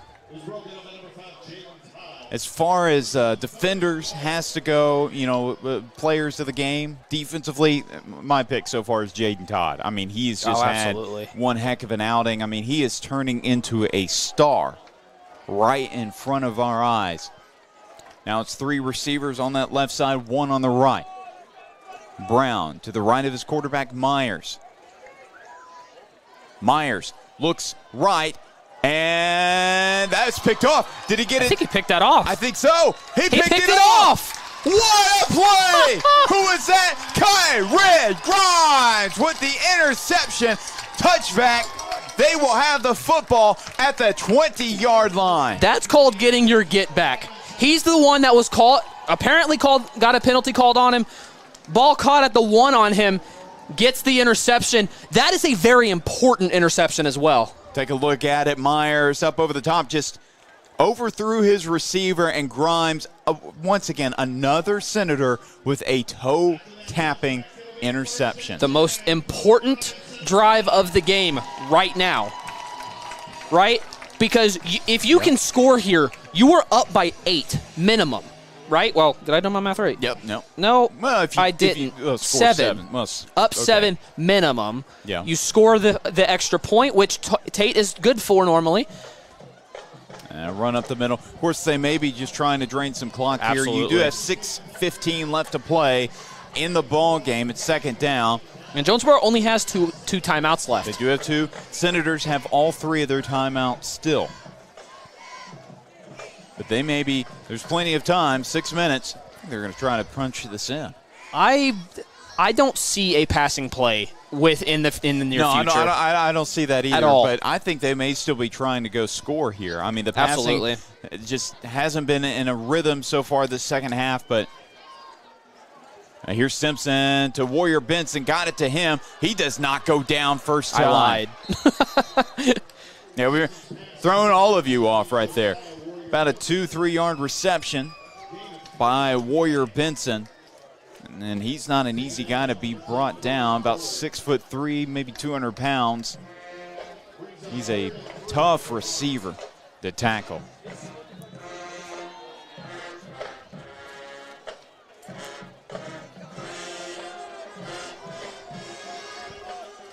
Warrior Benson on the near side. Braylon Brown on the far side. Looks like that may be Frampton in the slot. And it's Frampton in motion. He'll get the handoff. He's going to get past the defender and got hit hard that time. That was Noah Wendell. The punt team will come out onto the field, which you want that. And that's not the way you want that drive to go at all. No, but you will probably want to drain the play clock a little bit. You still have 30 seconds on the play clock, which could bring it down to about 4 minutes left to play in the game. That's still a lot of time, but you don't want to give the Hurricane any extra opportunities. There's no punter on the field.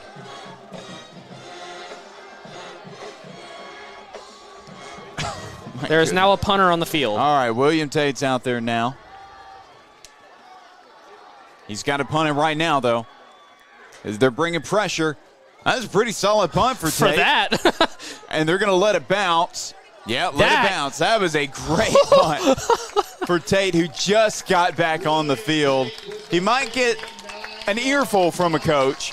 But he made it work. Yeah, he made up for it.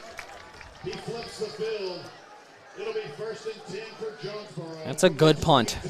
And here's the interception one more time.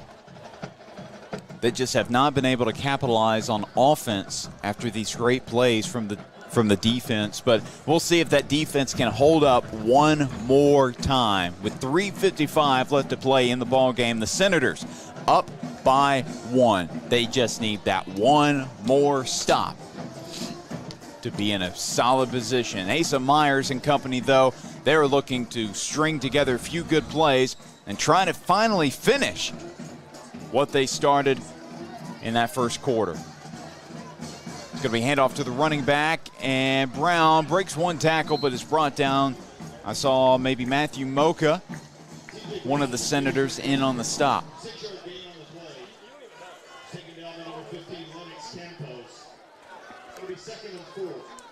Again, a run by Brown, Mocha, and Campos again on the stop. Brown on the carry again for Jonesboro. 3 yards this time before he's met by Lennox Campos. It'll be 3rd and 1. This hurry-up offense has been killer for Jonesboro. Yeah, it's 3rd and 1 now. And there's a flag on the field. It's going to be on the offense.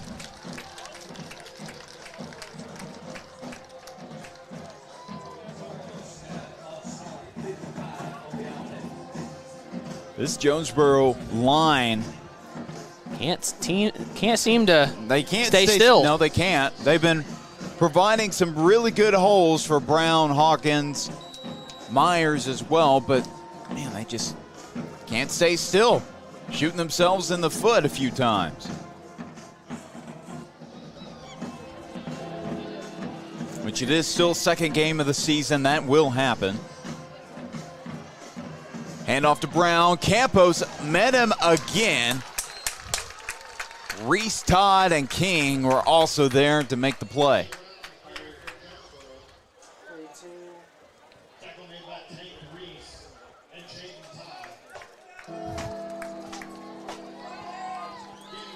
Now it is 4th down. 4th and 4 for Jonesboro. Big fourth down right here. I look back to the sideline. And if you're these DBs on Robinson, you need to be playing up. Now you don't want to give up the big play here with 2:10 left to play. And they're going to take the timeout here. They had one to burn, and they have one left over. They were trying to get Robinson to go off or go get the false start, but I mean, nothing going. I mean, so far Robinson's been very, very disciplined on the line.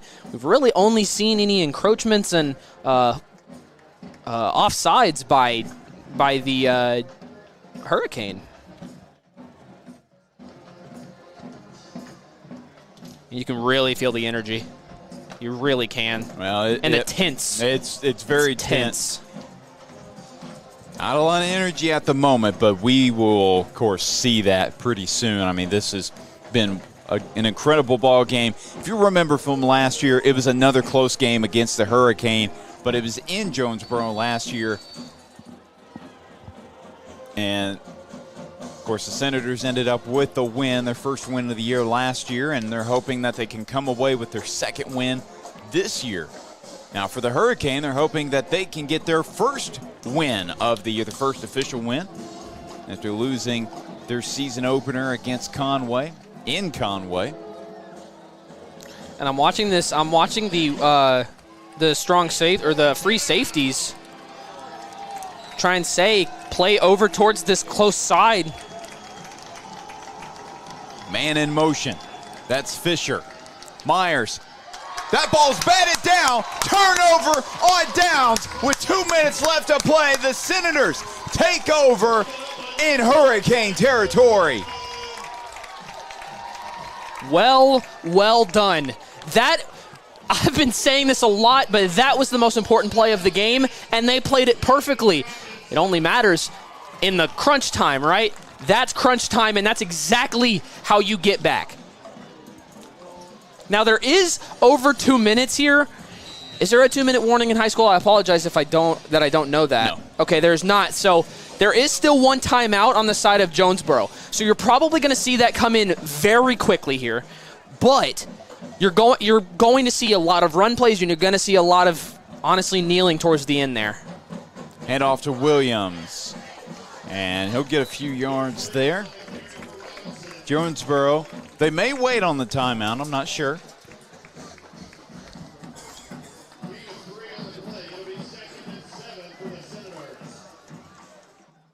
The Senators are going to milk the clock here.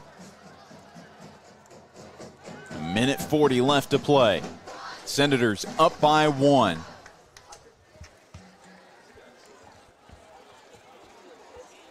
Again, Jonesboro still with a timeout.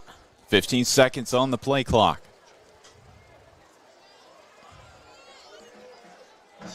Now they get ready here.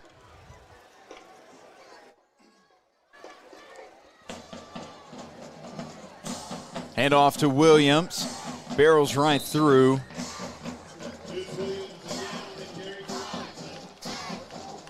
And we'll be third down. Well, I've got to wonder when they're going to use that timeout. I think they're trying to hold it until... Because as it stands, the Senators could win this game. If this turns into a first down, then you have to question it. They're going to let it go. 20 seconds on the play clock. Jonesboro's let almost an entire minute off the clock here. They do, again, have one timeout to spare. And I don't think they're calling it. No, they're not going to call it. Play clock is at 5. The Senators, I think, will call a timeout here, though. Yep, the Senators will call a timeout. All they need to do right now, unless Jonesboro uses their timeout, they can take that knee. There would be 1 second left. Actually, no, there would be more than 1 second. But, yeah, timeout used by the Senators. 26 seconds left in the ball game. Take a knee and it's over. But, of course, Jonesboro has one timeout, but... And I think that's what they were waiting for. Now, it's a little questionable because now you only have enough to have one play going for you, right?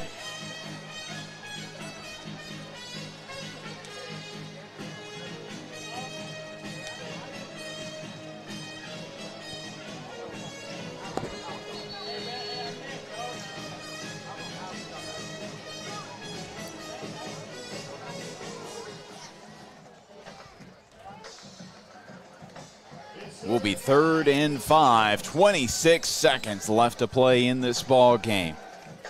We'll see what happens here. Hand off to Williams. Williams, he'll get a few yards short of the first down. Now it brings up 4th. And the thing is, though, clock is still going off. Okay, now a timeout is called. Here's the thing. Oh. I mean, it's 4th down. If they don't get it across, it's turnover on downs. The clock will stop when he goes down. But this is a. But I mean, I guess this was the only true option that Jonesboro had. Let all this time go off the clock, and then wait to use your final timeout. You still have a few seconds left to go, but if they get the first down, game's over. Yeah. If they don't, Jonesboro has maybe 10 seconds. That's maybe. Definitely under. I mean, a singular football play in 1 second is kind of hard to do. So the Senators are going to try to milk as much clock as they can with this play, regardless of what it is. I would imagine it's a run, as Redmond, Patterson, and yeah, they're going to just try and protect Deuce in the backside. Yep.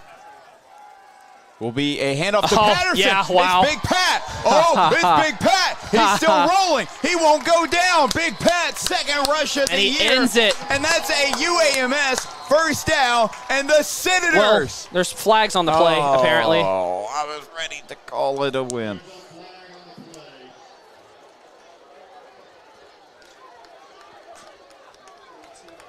Now, this is going to be a first down, I would imagine, but there's going to be a little bit of time added. Yeah, I think that's what's going to happen here. Okay, yeah.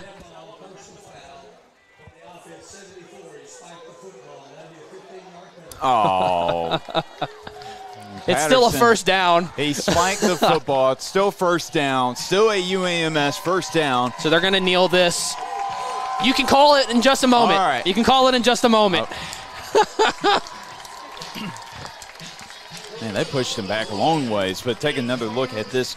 Patterson with a run would not go down. He took off 8 seconds by himself.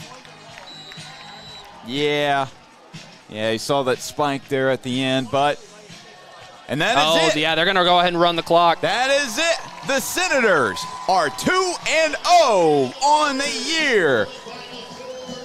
Beat Pulaski Academy, beat Jonesboro. The road to being undefeated the dream of being undefeated is still alive. A great win by your Senators.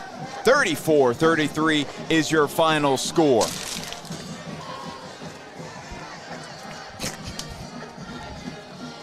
And the passing game wasn't exactly clicking. It wasn't exactly consistent, but the ground game sure was.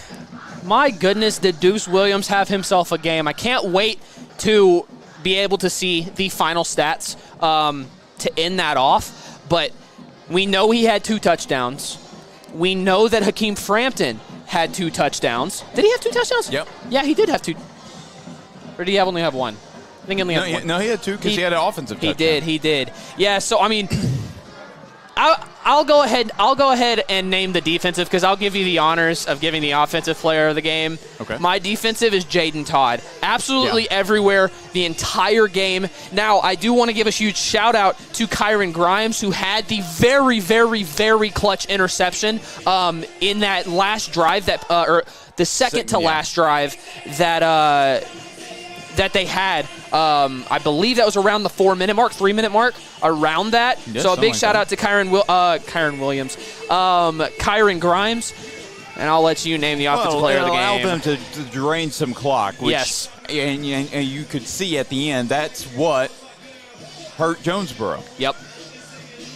But the offensive and just overall player of the game. Yep. is Kevin Deuce Williams. Yeah, man. Once again, back-to-back weeks with the player of the game, probably over 100 all-purpose yards. Oh, absolutely. Probably even closer to 150. A rushing touchdown and a kick return touchdown. Just incredible play all night long. As you can see, there's that rushing touchdown right here. Well, actually, was this a rushing touchdown? I'm not sure. No, that's the... But this is one great run right there. One of his many great runs he's had today. And, of course, thank you to our sponsors, First Community Bank and UAMS Orthopedics and Sports Medicine. Just an incredible, incredible evening we've had on this Friday night at Charlie George Stadium.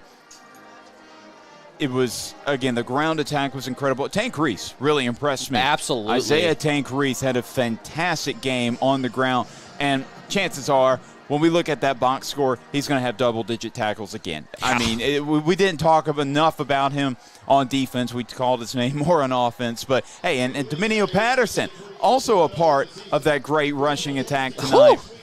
Another great run.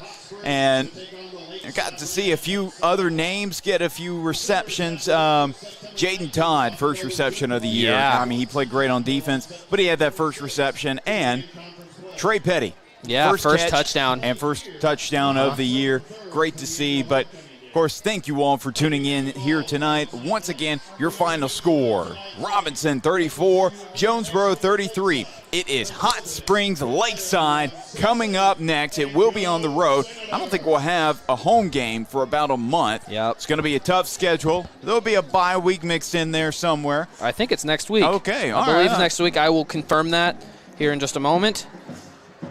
Yeah, that bye week. No, I'm sorry. No, next week we do have Hot Springs Lakeside at Hot Springs Lakeside, and then the bye week will be week 4. Yep. Or And week then 3, I guess. There'll be a Watson Chapel after that. So 2 away games here on the schedule, once again at Lakeside next week.